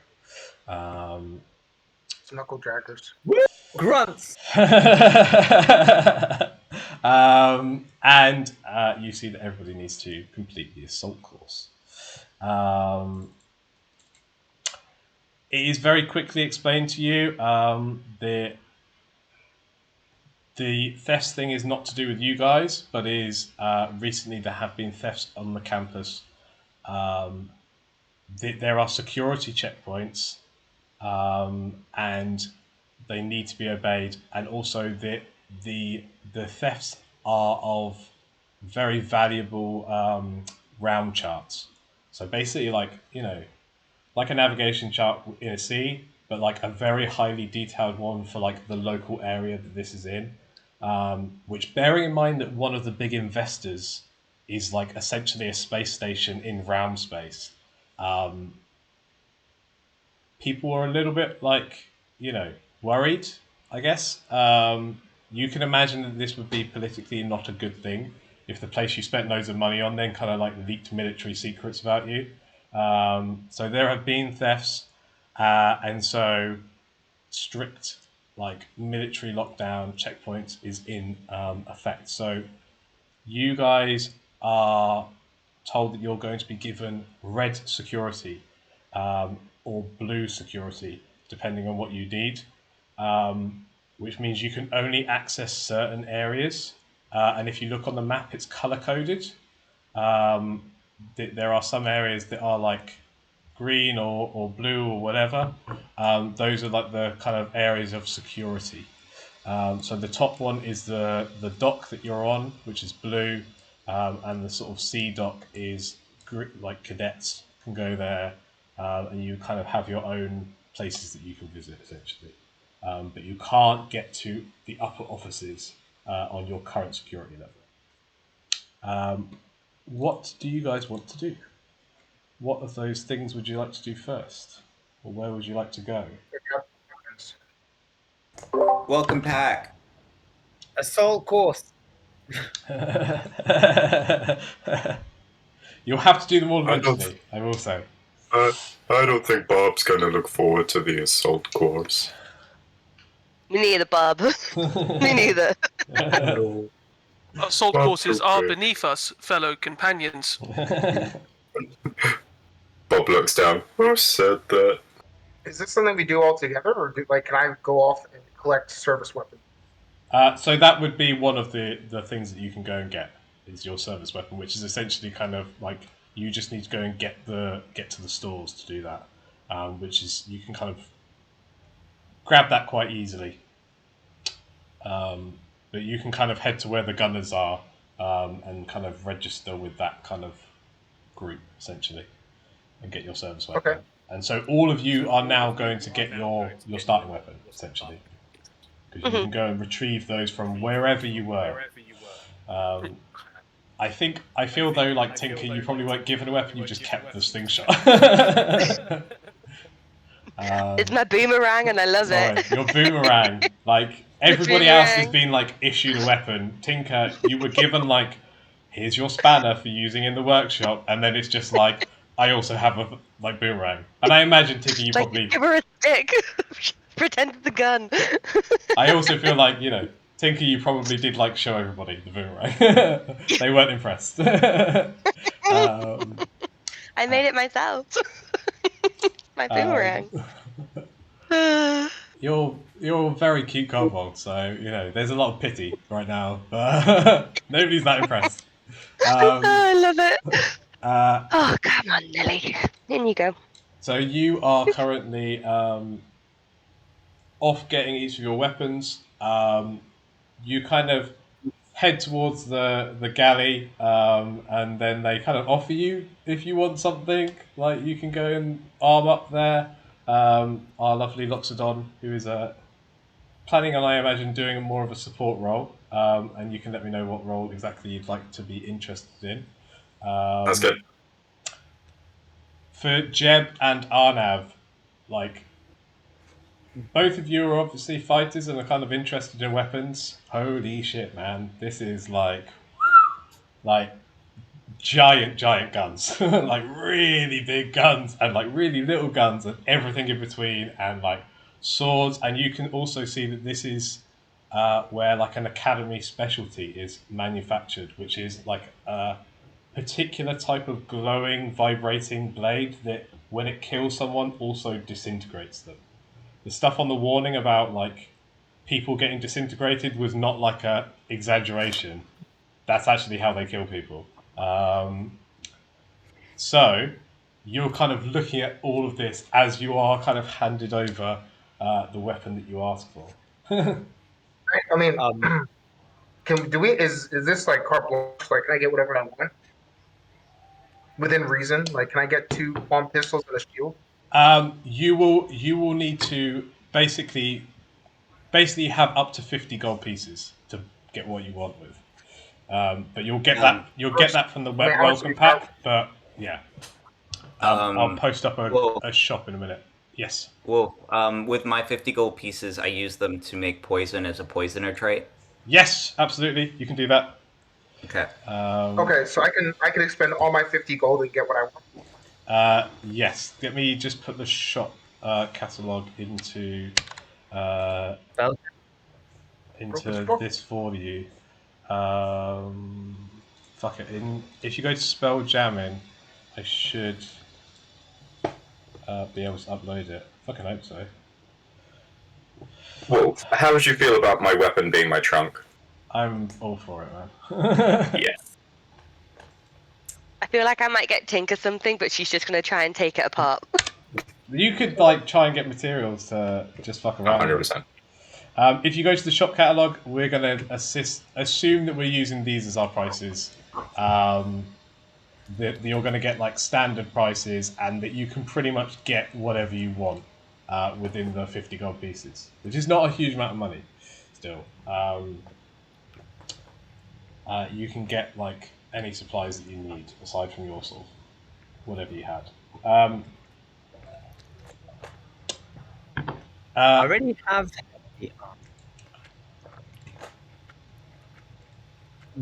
So if you wanted to get another weapon or like a ranged weapon, Arnav, like that could be done. But there's no guns on this thing. There's none of There the. should be palm pistols and a couple of other ones. If there's not, it's you can, when you're making your character, you can enable it. Temple Faith supplies, general store, adventuring supplies. On there, we're just going to say we'll use the same cost as a light crossbow for Nice. guns, just to make life easier. Wow, this is huge. Yes, Dude, it I'm is. so good to go now. D&D is So- basically paperwork. There's a lot more paperwork than you imagine. Yeah, D&D is just working an office job but having fun doing it. I get through a lot of paperwork. It's not so bad for you guys. Right. So if there's anything you want to get, obviously you can get it. I will also say if you wish to, you can blow the whole 50 gold and get a healing potion instead. Right. Where are you off to, Janus? I think I don't know. You know how I want to play my character, so I don't really Pilots. know where I go. You I'll probably go Spelljammers. You head towards Spelljammer End, and you're instantly drawn into the best dressed, the most like full of themselves. It's like Top Gun music playing the entire time you walk in. Everyone's wearing like just like leathers with like Spelljammer ships on the back, and you know it looks pretty fucking awesome. You end up in the sort of pilots area, and are sent on to requisition whatever weapons or sort of like magical focuses or material components you might want need. And you have 50 gold of academy credit as a new cadet. Well, I mean, I use it to make poison anyway. You can use it also to make poison. So, Cal, where are you off to? We're gonna go. Well, I'm gonna go next to get the welcome pack. Okay. We'll tell the people, anyone within earshot, fellow companions, most of what I imagine we will need through today will be in a welcome pack. Bob will follow. I will follow also. You end up all back together. just like even amongst the cadets, it's like a lot of like humans, like half elves, like some half orcs. You know, it's a range. There's dwarves and stuff. It's a motley crew. Like you guys all kind of stand out. Like a giant elephant dude, like hobbling along next to him, like a third of his height is like a very cute kobold with an eye patch. You've got like a bunny man. You have on top of that a Thrykeen who is very quite unusual, and so are Astral Elves, and you know, Warforged are also quite unusual. So you're all quite, you know, basically in the minority here, and you all kind of stick out together, and you all kind of feel yourself being kind of pushed to be nearby Start to a each gang? other, just because everybody's a bit more like similar to each other, if you see what I mean. You head down to administration. Um, Jeb, you see a gorgeous Thrykeen sitting behind the counter. She's probably like 10 years old, sort of like half your lifespan, the equivalent of like early Middle Ages, like 40s. Very well kept carapace, like polished, shiny. Amongst your species, hot stuff. He's currently doing Mandibles. like you've never seen anybody work on essentially two bits of paperwork at once, because she has like the four arms, so she's got like one thing signing documents over here and like passing out like a visitor's book, something's doing something over here, like hyper efficiency is what you're getting the vibe of right now. Hello, anything I can do to help you? So, have you ever seen that meme of Tom in Tom and Jerry when he's coming up to like that lady cat and he rolls Yeah, a cigarette, he rolls a nothing is good cigarette enough. with one hand. He shoots, throws it up into the air, and then he like shoots the cigarette to light it, and it lands in his mouth. Okay, you're definitely rolling like a fucking check for that. There's no way I'm letting you do that cool thing. Okay, I'm gonna say a sleight of hand check. This is a difficulty of 20 to get this to pull off and what? like perfectly. Okay. God damn it! I did a 15. Nerd. You manage to ball your cigarette up, flick it in the air, shoot to light it, and then grab it. But then you're still kind of concentrating. You just kind of like put it towards your face a little bit, and you kind of missed the effect, but managed to do 90% of the job. And then, all right, so I completely try to just move past my failures. And, hey there, lady. LimeWire I- doesn't. LimeWire wants to talk to the pretty lady and say, "It is only you that did not work with," and it's going to go a persuasion check on that Okay. one. Okay. Sure. 9. So what, love?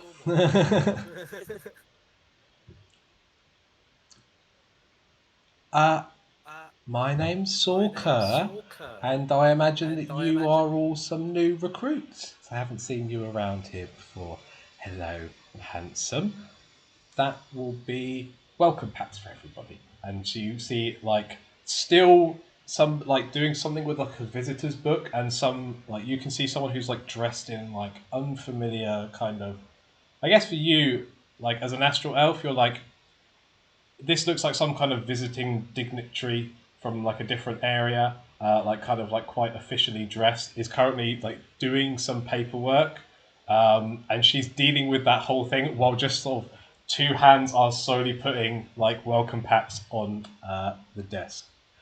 All of you get basically a set of two sets of uniforms, all perfectly in your size. Like it's impressive how she manages this, and also that they have like a fucking like 8 foot tall uniform and like one with 4 like armholes and one that's like 3 feet tall and everything. Does my trunk get his own little sleeve? No, it's So up to your neck. It's fine. Nice. Cool. up until now, I've been wearing rancher's clothing and a 10-gallon hat. I'm wondering, I'll get rid of the clothing, but they're gonna let me keep that. They'll let you keep the hat, but you do need to wear the space clothes. But That's you can fine. keep the That's hat. You do, however, get given a blue helmet along with all the others, which is basically a security clearance to get to the Skydock again. If you don't wear it, you might get vaporized. Yeah. So you have your welcome pack, each of you. So you can kind of like suit up into your like red uniforms. They all kind of fit you. A kind of like, sort of like cloth jumpsuits, like all in That jumps. all in red, like all very official but very like mass produced. They really suit Tinker though, because it's like red overalls, cute pink little kobold. My eye Already, patch. yeah, eye patch. Already got like grime in your face, and no one knows how. Just yeah, screams out scamp basically. Where are you guys heading next? Bob thinks, oh, shop sounds good. Bob needs shield. So you could go to like your the sort of basically to collect your stores. As I said before, all of you got 50 gold pieces from this welcome pack. That is essentially your money to spend on equipment at the start. You can either have a healing potion or whatever is on that shop list for the kind of standard cost. It doesn't have the glowing sword thing that you talked about. No, that does not appear to be for sale. But it does have a camel for 50 gold. Yes, so you could get a camel, and it is the kind of thing I would imagine Tinker doing. Please don't bring pets into it this early. Normally, Taylor's waited at least like 5 episodes of like playing before he brings fucking pets into it. I don't know if anyone knows that meme, and it's then the guy's got the smoothie with the ostrich behind him, and they're just like, "What you got there?" And he's like, "Smoothie." Yeah. Where are you guys going next? I like how. Do I see that they're selling elephants? Do I get worried about this? No, they're not Good. Loxodon. Cool, good. I'm glad. Okay. Okay, cool. Should we go to the spelljamming ship inspection? Whatever you want to do. Yeah. As you guys head up, as you guys get closer and closer to where the spelljamming ships are kept on the sort of like skydock, you get to like a certain thing. You didn't notice this on the way down, so maybe this is just like a one-off. But you can literally see that there's almost like translucent, like glowing fish of like multicolours just sort of swimming through the air. All of the like staff are just walking straight through them like they're not there, like not bothered. Like this feels very like average and everyday. But for you guys, you suddenly just see these beautiful shimmering like fish gently swimming through the air ahead of you, so thick that you'd have to kind of walk through them to get to the other side.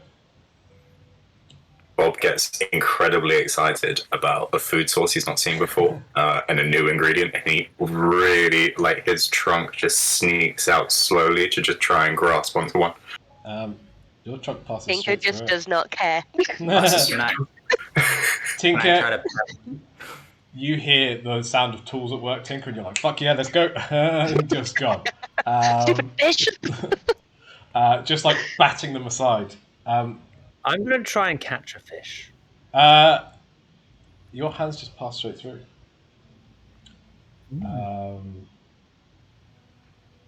Janus, what were you about to ask? I wanted to pet one. I think, Janus, looking at you like I'd really love to pet it, but I probably can't touch it. This looks like a kind of common phenomenon of like being around Spelljammer ships. Their like engines are almost built to fuck with space, and kind of make it so that they can fly through the astral sea. And that sometimes means that if there's enough of them in a place, like all kind of like hovering and parked, it can fuck with space a bit. Someone's been watching Cowboy Bebop. Oh man, I love that series. I haven't, but I now want to. A good one. So, you guys walk up to the Skydock.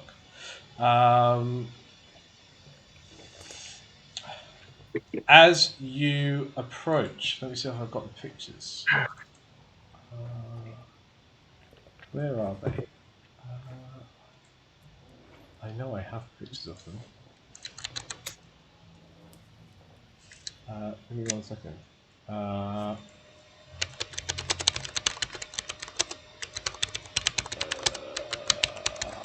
damn it. I wish I was more prepared. Fuck it. I will just describe them. You see that currently there are two gnomes who are basically waiting impatiently for cadets to arrive.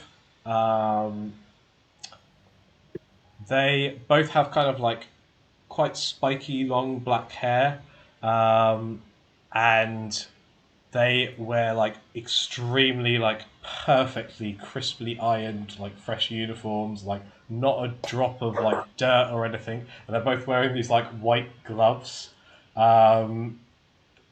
They are like I said, neat, tidy, sort of like walnut coloured skin, and Pick is got like a big scar down one cheek. So one of them, the kind of more female of these two very identical looking gnomes, has like a scar on her cheek, and they're both sort of waiting impatiently. One of them pulls out a pocket watch. Stand to attention. Finally, you have arrived. Me and my sister have waited for. As he sort of trails off, you just see the sister going, "Ours, brother." And then you just like, oh, they finish each other's sentences. Oh, God.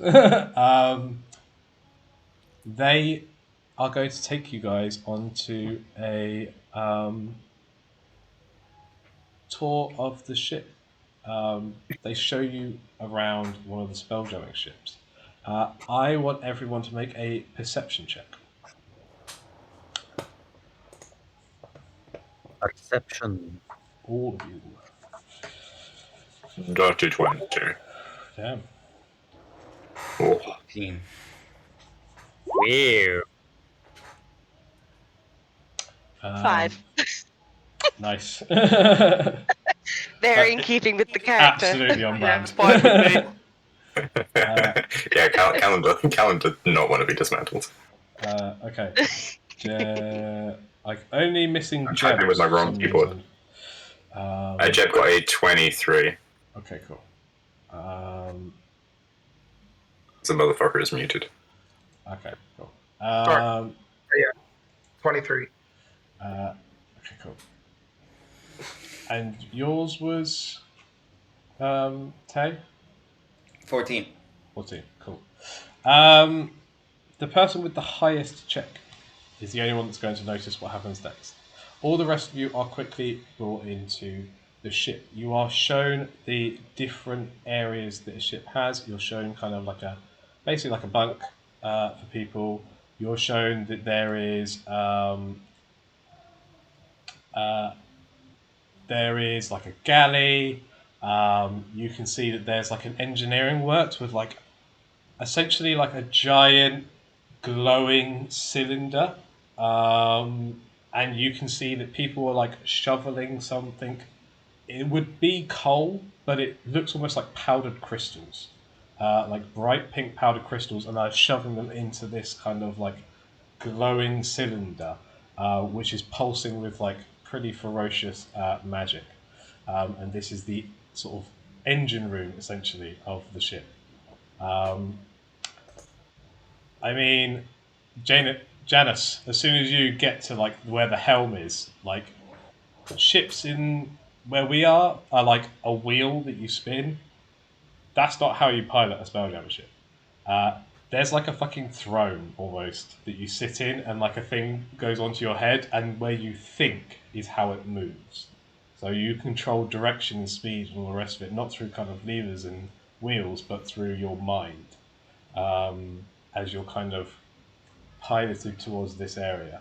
And the two gunners, I mean, you're absolutely in pick heaven. Like just on the like a big cannon deck, all of the cannons are being slowly kind of explained to you guys, and just sort of mentioned about how this works. This one needs to be reloaded. This one doesn't need to be, and like how they're powered is fascinating. Um, you I think were the highest, weren't you, Dave? Or was it Jeb? Yep. Jeb. I You, got 23. however, as you're kind of walking around the gun deck, you look out of one of the porthole kind of like, so essentially the cutaways where the cannon would be pushed to. You see that just across from you, there's a different ship docked, and you can see that someone wearing like an academy uniform is watching people unload a ship, and you see the like captain of the ship step down and put a bag in his hand, um, and he hands them something, which he then puts into his pocket. It's academy recruits and like a commander. So no, this is like an officer of the academy, like a hobgoblin officer of the academy. Basically, Okay. slipped something to a merchant, and the merchant gave him something. Okay. And you're the only one who's seen this. Okay. Noted. Thank you.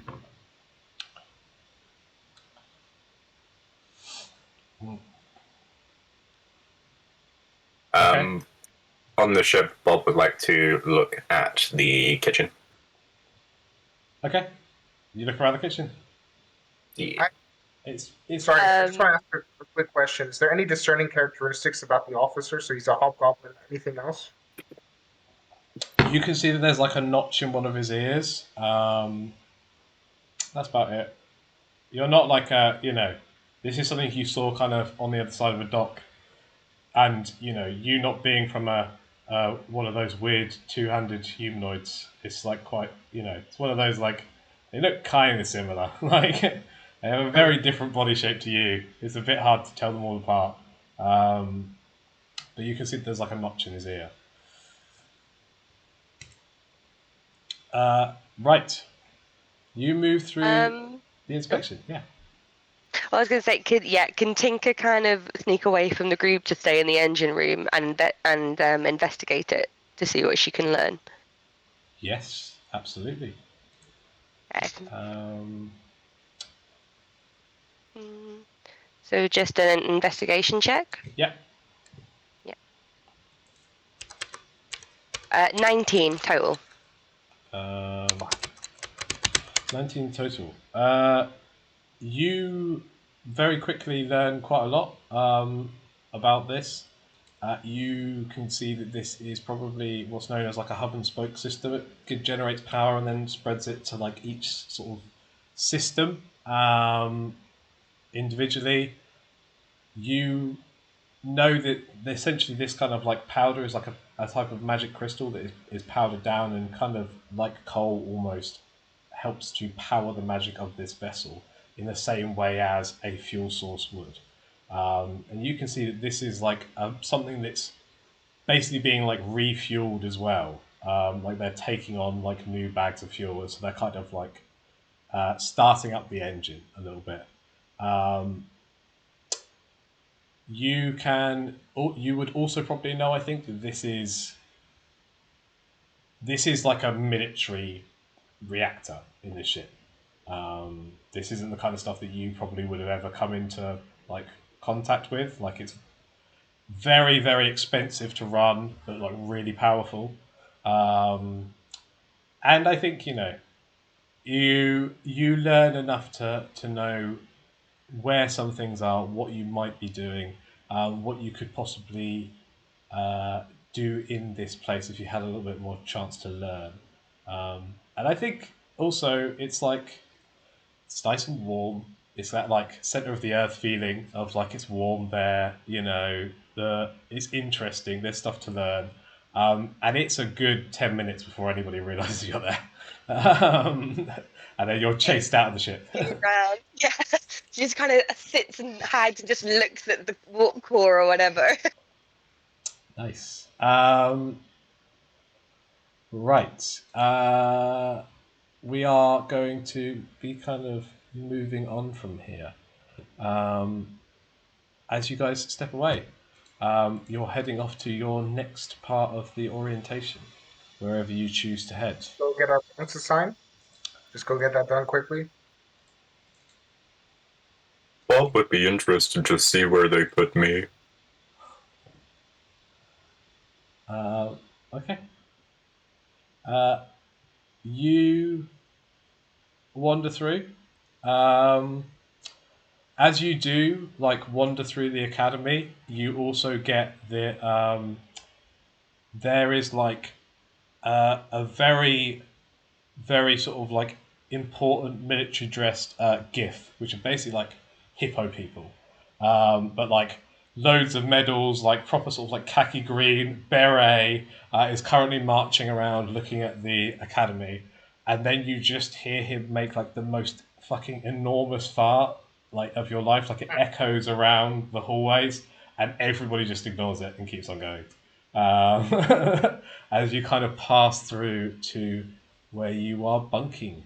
So this is a academy sort of dorm room. You can see a very embarrassed looking like fellow GIF is currently standing at the like entrance, and he assigns all of you guys your bunks. He's just kind of handing out sort of chitties. As that happens, he stops and takes a look at you, Bob, and kind of reaches down and grabs another thing. You all get a series of beds kind of towards the edge of the room.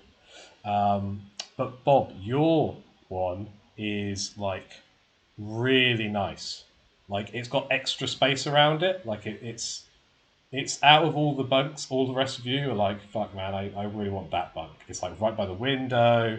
It's like nuts of night. It's like seems to have more space compared to everybody else's. Like Is a it bigger still small? locker. I mean, it's probably like a bit small for you, but this is a better bed than all the others here. Like you Dream. might get a decent night's sleep on this bed. Can Bob pull out like one of his like Tupperware dishes and just pass it to the person who assigned the beds as a thank you? Yeah, go for it. That's sweet.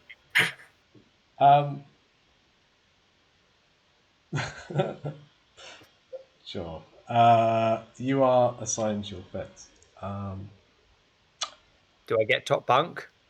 Yeah. The only person who hasn't got a top bunk is Bob. Bob is the only like single bed, and it's like a bit bigger and all the rest of it. Everybody else is like bunked up. So you are welcome to choose your bunk mates. You have nice foot lockers at the end of the bed, and off you go, man. Really. Top bunk.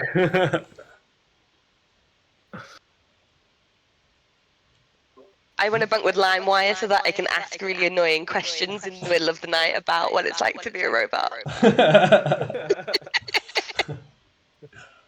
LimeWire, I think you're really going to regret this, bunkmate. But too diplomatic to say so.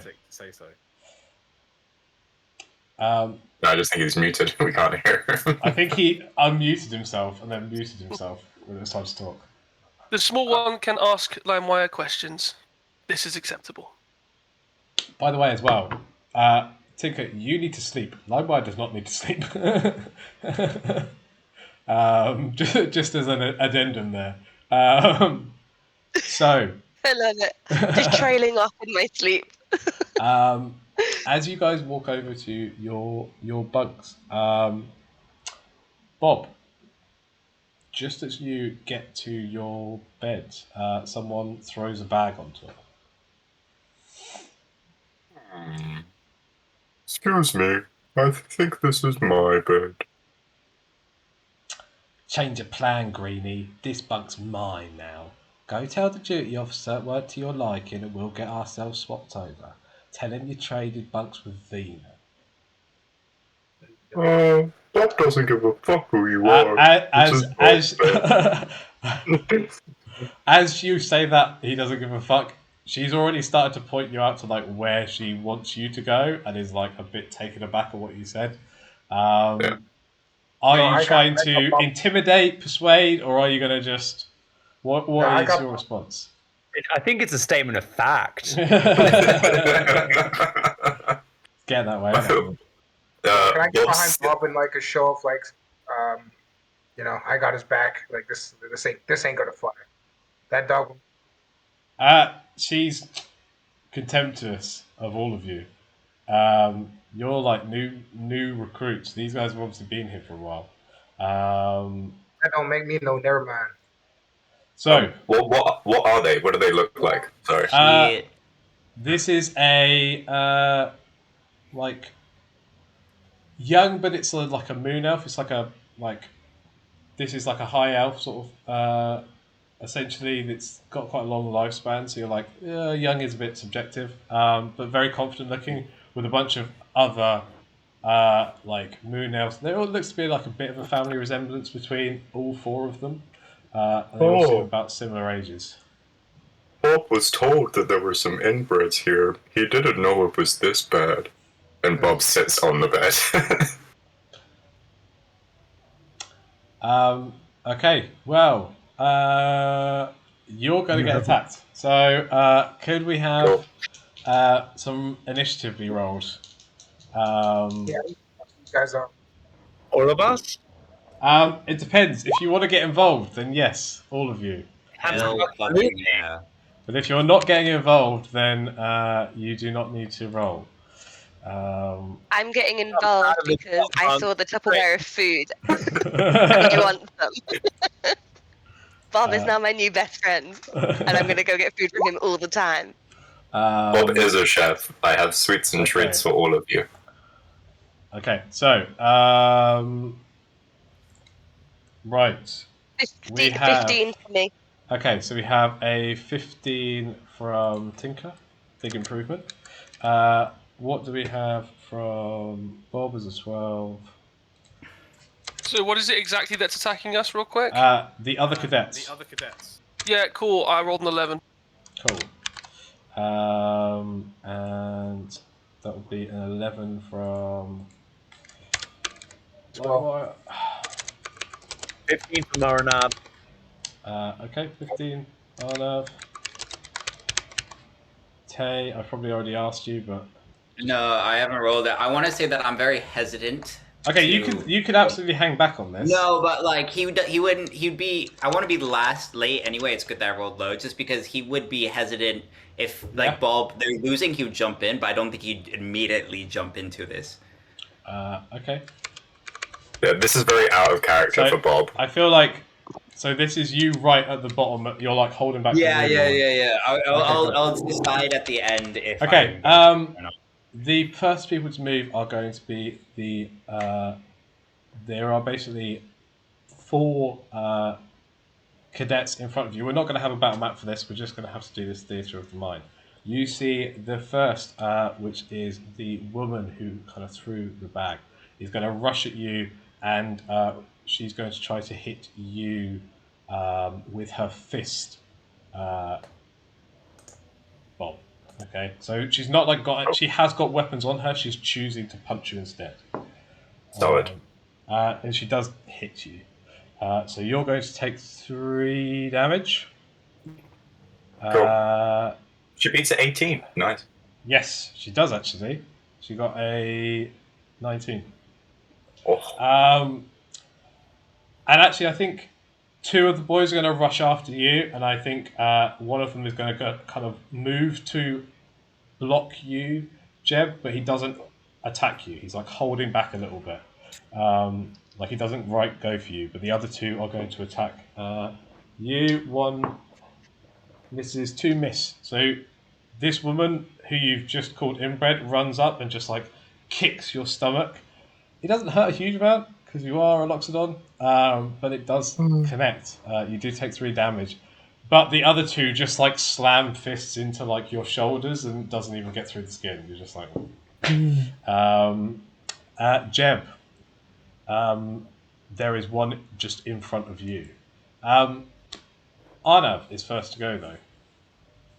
I'm going to try and grapple the woman, like get behind her and grapple her. Okay, that's an opposed athletics, which you are very good at, and you win. I'm gonna. So I got 18. Yeah, so you do win. So she's grappled. What are you playing at? So that means that she is grappled. Let me double check what grappled. Okay, speed is 0. Okay. So she can still hit, but she can't move at the moment. Cool. It is going to be Tinker's turn. I'm going to do unarmed strike on one of the men. Okay. Roll to hit. Yeah. The AC to beat is a 12. I got 17. So that absolutely works then. Alright, and then... I know, is it just 4? No. It just says 3. Yeah, that's fine. 3 damage. Okay, cool. Cool. But I do it by punching him in the crotch. Nice. A tiny kobold just runs up and like nut punches like one of these guys who's but tiny kobold hands, not significant damage. That definitely hurt though, and he's probably focusing on you in the future. It is going to be your go, Bob. Bob doesn't think that this situation is very, very nice. How about we say that Bob cooks us a nice meal and we all forget about this happening? Okay. I'm going to say you can roll a persuasion check with disadvantage. Okay. Because you Would this be my entire turn? This is your go at it, I think. Okay, cool. No, actually, yeah, this is going to be a free action. So no, you can still do something. With Yeah, a disadvantage, it's a 9. Yeah, that's Cool. not enough. You still get to take your action though. Cool. Bob bonks her on the head with his trunk. Okay. Is it Shillelagh though? A bonus action Shillelagh. Okay. Just my trunk. Okay, go for it. It's because she can't move. She can't move, so actually, I don't think. I will say you get advantage because she is fucking Sweet. grappled. So yeah, roll. You already hit, but yeah. Yeah, already hit. I did that 20. I did. Oh, okay. Sure. Yeah. Okay, I'm gonna say like that would absolutely be enough to kill this person. Yeah. Bob Are doesn't you wanna holding do back? Are you holding back, or yeah. are you murking this person? Bob doesn't want to kill someone on the first day they arrived at the academy. Bob is quite gentle. She's super unconscious though, as Bob just like bitch slaps this person with their trunk, and then they just. It's like one of those, the slow like fall down to the side. Really a hippo. Everyone like elephant. all the other 3 of them All the other 3 of them fuck off like really badly. Like they all just run. Is she still there? Unconscious. She's unconscious. Cool. Is part of my, can I like wake her up with the smell of some food? If we're out of initiative. You can try for sure. Yeah. First. She is unconscious for like 5 minutes though. At least. Am I just basically holding up? Just still. Yeah, you're just holding like a unconscious. And I want Tinker to come up and just start rummaging in the pocket. I'm holding a sack of potatoes. Roll a sleight of hand check while you try to rob someone Okay. who is unconscious, but you're trying to hide this from the guy at the door who's like academy staff. Okay, I got a 14 total. Okay. What would you even fucking find? when do you expect this to Chewing happen? gum. Steal their shoes. I think you Just their shoes. I think you find like there is like a couple of coins, like basically what amounts to about 2-3 gold, in like assembled coins, and Can that's I it. No fucking can I rations. take the body and put it into a bed, like just a random bed, and just kind of She pointed put out it bed to away? you that was like empty, so you could just drag her over to Yeah, that bed and I pick put it in that bed and like put it away, so like there wasn't a scene. I mean, fully the guy at the door saw the entire thing and just kind of nods at you as you carry this body over to a bed and sort of tuck them in. You are finished with that though, and can choose what you wish to do next. Was it like the training course or whatever? Yep. Was it? We're just gonna leave this unconscious body in this bed. Yep. Did I miss anything? Can Bob paste like can I say that I've made some like candy treats? And can I place like a muffin with a little bow tie that says from Bob just next to them while we leave? It's the most threatening thing ever. Uh, Just saw someone absolutely get decked by this guy. Here's a cupcake. I was meant to play Bob as nice and I failed at like my first instance. He's not a pushover. He's still a nice guy. He just ain't no pushover. Yeah. I'm so gutted. I was so far down the initiative order. I was going to send everyone to sleep. Quality. Yeah, it would have been quality. Can I like knock on Bob's leg and ask for some treats, please? great. You see another muffin just slowly like come down on the trunk, just. And that's my treats for the day. They are done. I can only cook And two I of them. just go and sit on my bunk, really happy, playing with my Tinker Tools and eating a muffin. It's What have I done heartwarming as you sit next to a unconscious person, as the very cute kobold just sitting on the bottom bug, like legs swinging because it's too high from the ground, just eating a muffin, chilling with tools. As you guys move on to the next place that you need to go, which I believe you guys said was going to be the obstacle course. Because I think you've done nearly everything so far. Yeah.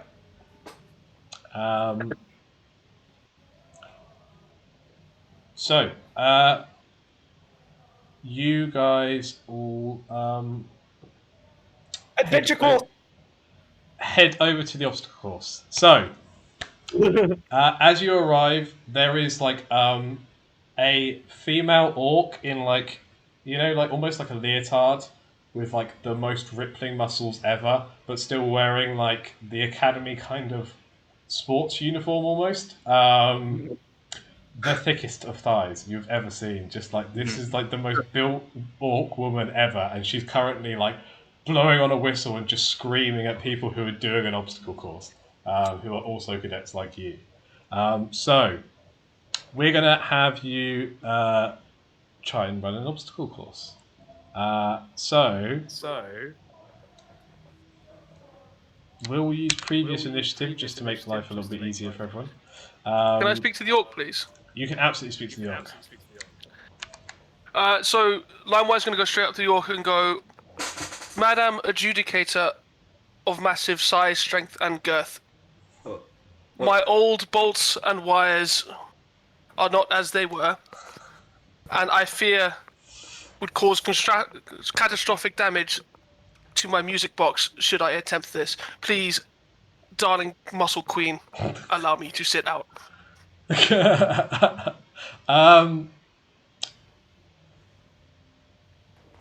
Roll for it. Persuasion check.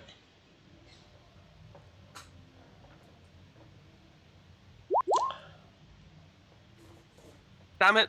The dice absolutely fucking killed me there. It said 19 and rolled a 3. The smack on your back, like, literally moves you like four steps along. Like, she just hits you really hard in the back, like, come on then! And you are sent off to do the obstacle course with everybody else. We're going to go in order. I'll call out the name. I just want you all to make a con save. So Arnav is first, then Tinker, then Bob, then Jeb, then Limeware, then Janus. Or Janus. He's not here yet. But can we all just make a con save? And I'm going to get more drink. Oh no! It was like on the 18, and then it switched to the 5. Evil dice. Mine did the same with the 18 and it went to the 2. I Yup. used up all my cool, man. At least we're all failing, it's okay. Oh my god, I have rolled not a single good roll today. Fucking hell. We have all come in and we are going to break this obstacle course. Wow. And that's it. I'm okay with that. Well, I Wow. feel like I'm a bit too small to do a lot of it. What's the obstacle course? Wow. Okay. On So save. We really you, did that. What do I everybody have who for? rolled below a Roll a con DC save. 10. So everyone roll a con save. Everyone who rolled below a 10, which is everybody. Which is everyone. Yeah, me too. How did you do, Tinker? I got 13. Okay, so as you guys rush through, you are shoved, and I think you end up kind of almost at the forefront of this line wire, into like a slippery slope that slides you down. As that happens, you see that there is like ground ahead of you, and then there's like pools of water. You just feel like a concussive blast of air as you are all rocked by explosions. You all take 2 damage from like the force of it, apart from Tinker, who just ducks and dives and weaves and sort of dashes through in their element, really, just like avoiding all of the explosions, which are trying to hit like larger creatures. Bob, in particular, this is a nightmare. As you guys all kind of blunder through this course of like open ground, but like loud, deafening explosions, kind of like bursting you with blasts of air. You see ahead of you that there is like a pool of water, and then atop the pool are like levitating platforms of like metal with like runes inscribed all around them, and out of the water is like big arcs of electricity are like connecting to the platforms. Can I do an Arcana check to see if I understand what the runes mean? For sure. I'm gonna be good. No, come on, 7. Okay. You don't really understand what those runes are for. What you do think Cool. you see is like these platforms are not like the lightning is hitting the bottom of the platform, but not the top. And you can see that some cadets are like jumping on the platforms, like Ninja Warrior. So all of you can either make an athletics or acrobatics check. The DC is 10.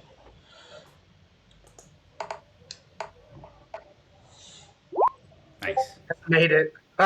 Nice. I got a 10. So Bob failed. Bob Wow. Let me fucking go, ladies and gentlemen. That's all we need. Yeah. Dirty 20. So I the still only have person who springs rolled in me below a left. 10 is Bob. Bob is a fucking elephant doing an assault course. Like, come on. Like buffeted by the explosions, all the rest of you kind of like very instantly like jump, step on this like platform. It wobbles for a moment. You just catch yourself as like whatever magic is holding this in place, kind of, and then jump to the next one. First, Jeb, easy. Limewire, easy. There's a fucking rabbit just like bouncing. You've never felt more casual, Arnav, like since you got here, and it's all been a bit mad, and they're like, jumping over things. I like this. Bounce, bounce, bounce, bounce. You all managed to step across, apart from Bob, who these platforms were not designed for a Loxodon. And as soon as you hear Bob almost thunderously jump, boom, the platform just sinks straight into the water, and you're shocked and take 2 more damage. If we're going to move on to the next one, I need you to get out of here, and you can see that ahead of you there is like ropes to swing from, and then between the place you'd go, there's like very sort of slow rotating maces, like just like spinning around on like wood, like thick metal spikes essentially that you're about to swing through. You can try and swing through them. It's a strength, athletics, or acrobatics check. What am I trying to beat? A 10. Nice, nat 20, baby. Oh, me too. Nice. That's where they were. 11. So, everybody apart from Limewire, so all of you swing through, and then you just hear clang, clang, clang, clang, clang, as like Limewire just balls like through all of the maces and just doesn't let it bother him. He's just getting hit by all these like metal lumps. And you see the last bit, and the last bit is essentially like a slippery pole that you need to like climb up as quickly as possible, and then ring a bell at the top. I want everyone to make an athletics check. This time, the DC is 15. No acrobatics. Nope, just athletics. This is strength. Oh, yeah, cool. Yeah. Can I use my free action? What are you Yeah, I using gotta- your free action for, though? So I want to do my rabbit hop, which allows me. Okay, you can hop to get to the top bit. Okay.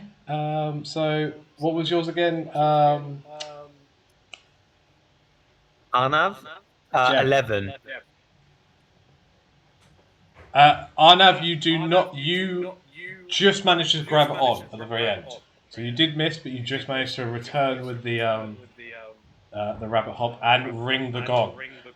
So does Limewire, and so does Bob, who just almost like just stretches up his trunk and gongs it. Jeb, you get to the top and fall off. You take 2 bludgeoning damage. What can I say? Tinker, what did you get? Got 15, thankfully. Tinker, you just scurry up this like fucking so easy. I live in Greece, man. I'm a mechanic. Did you clear the full obstacle course? You didn't mess up one thing, no? No.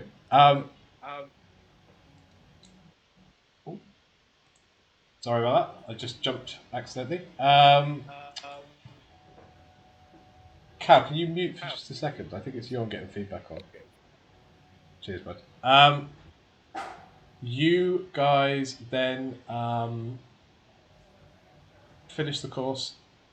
You are like fully picked up, Tinker, and like spun around. The orc woman is so happy. Like you nailed the obstacle course. And they're just so proud of you. Everyone else is like, just not very impressed. All of you managed to like eat it at one point or another. I will also say that those of you who failed twice or more. I did. I think I failed twice. Definitely. Okay, so you two both have 1 level of exhaustion for the rest of this. Okay? As you guys kind of took a lot of damage and you feel a bit like. Cool. What is the what does that do? Disadvantage You get on ability disadvantage. checks Oh Jesus! Okay. until you sleep. So it is. I You go think the next thing that you need to do. I think you've nearly finished everything. The last thing you need to do is go to the Nexus. Let's go. Let's go. As you guys get to the Nexus, basically those of you who are fighters are kind of led to a separate part where you are basically taken to a gun range to just just basically zero in, get a bit of practice.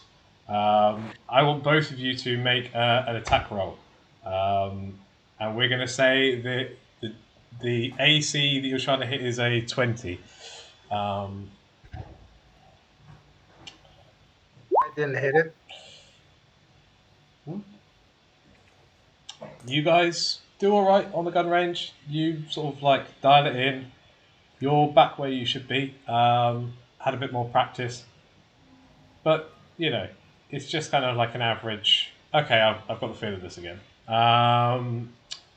We move on though. The more sort of magically inclined of you, Bob, are you kind of just? Do you want to do like ship training essentially? Um.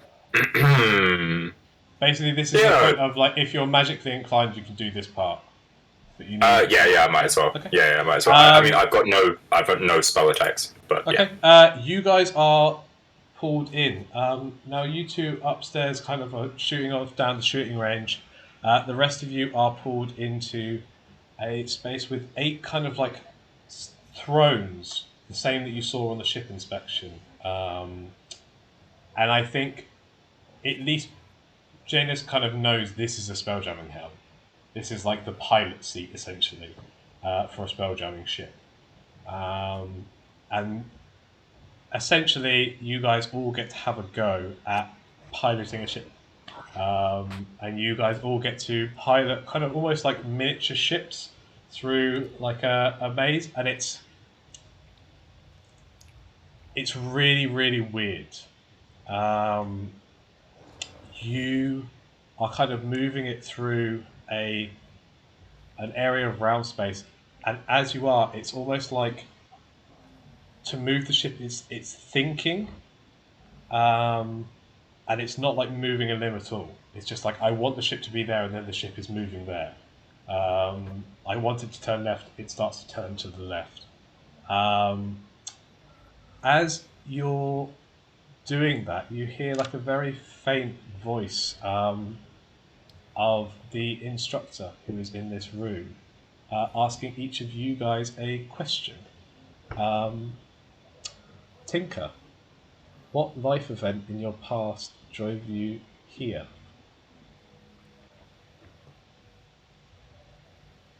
Unmute. Well, I'm from a backwater mining colony of kobold who just do their job. They're not curious. They don't care to create or how things work, and they are just obsessed with dragons. And I just couldn't take it anymore. So I left. I snuck away. No one wanted me to leave, but I kept getting in trouble. Think of Hiccup from How to Train Your Dragon. Yeah. I tried to help with the mining stuff, and I just kept ruining it. Yeah. So I became a bit of an outcast. They wouldn't let me Yeah. join in on anything. People don't enjoy So- it when you modify their mining equipment without their say so. Yeah, and sometimes things explode. Sometimes Science. things do explode.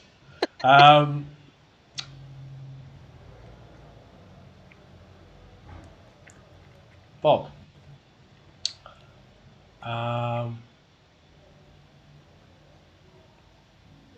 Who amongst your fellow cadets do you most respect right now?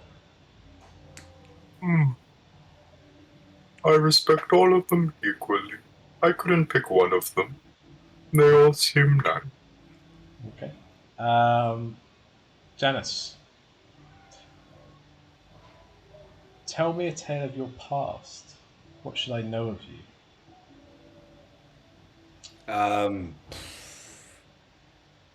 That I strive for knowledge, and that through knowledge, comes power.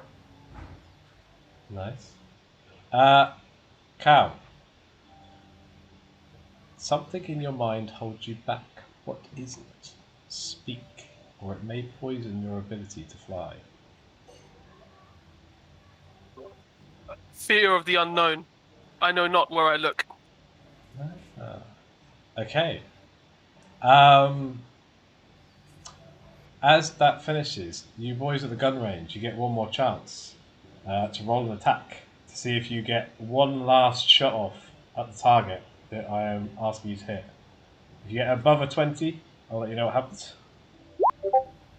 Ooh. 16. So close. You're kind of like reminded of your marksmanship, but it's one of those like, okay, you're all right, but they're not like impressed by either of you. You are finished basically with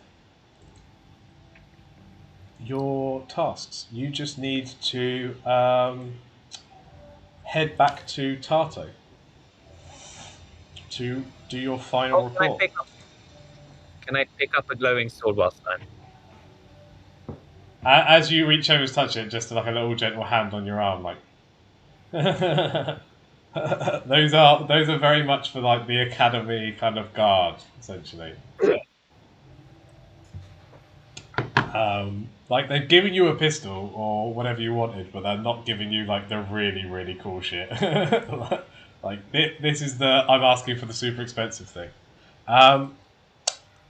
You finish all of your tasks and go back to report to Tarto.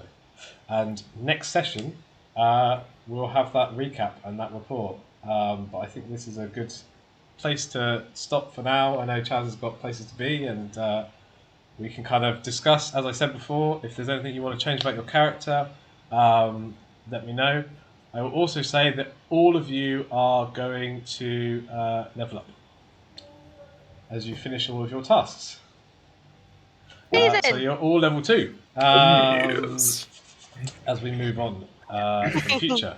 But thanks very much, everyone. It was good fun. Yeah.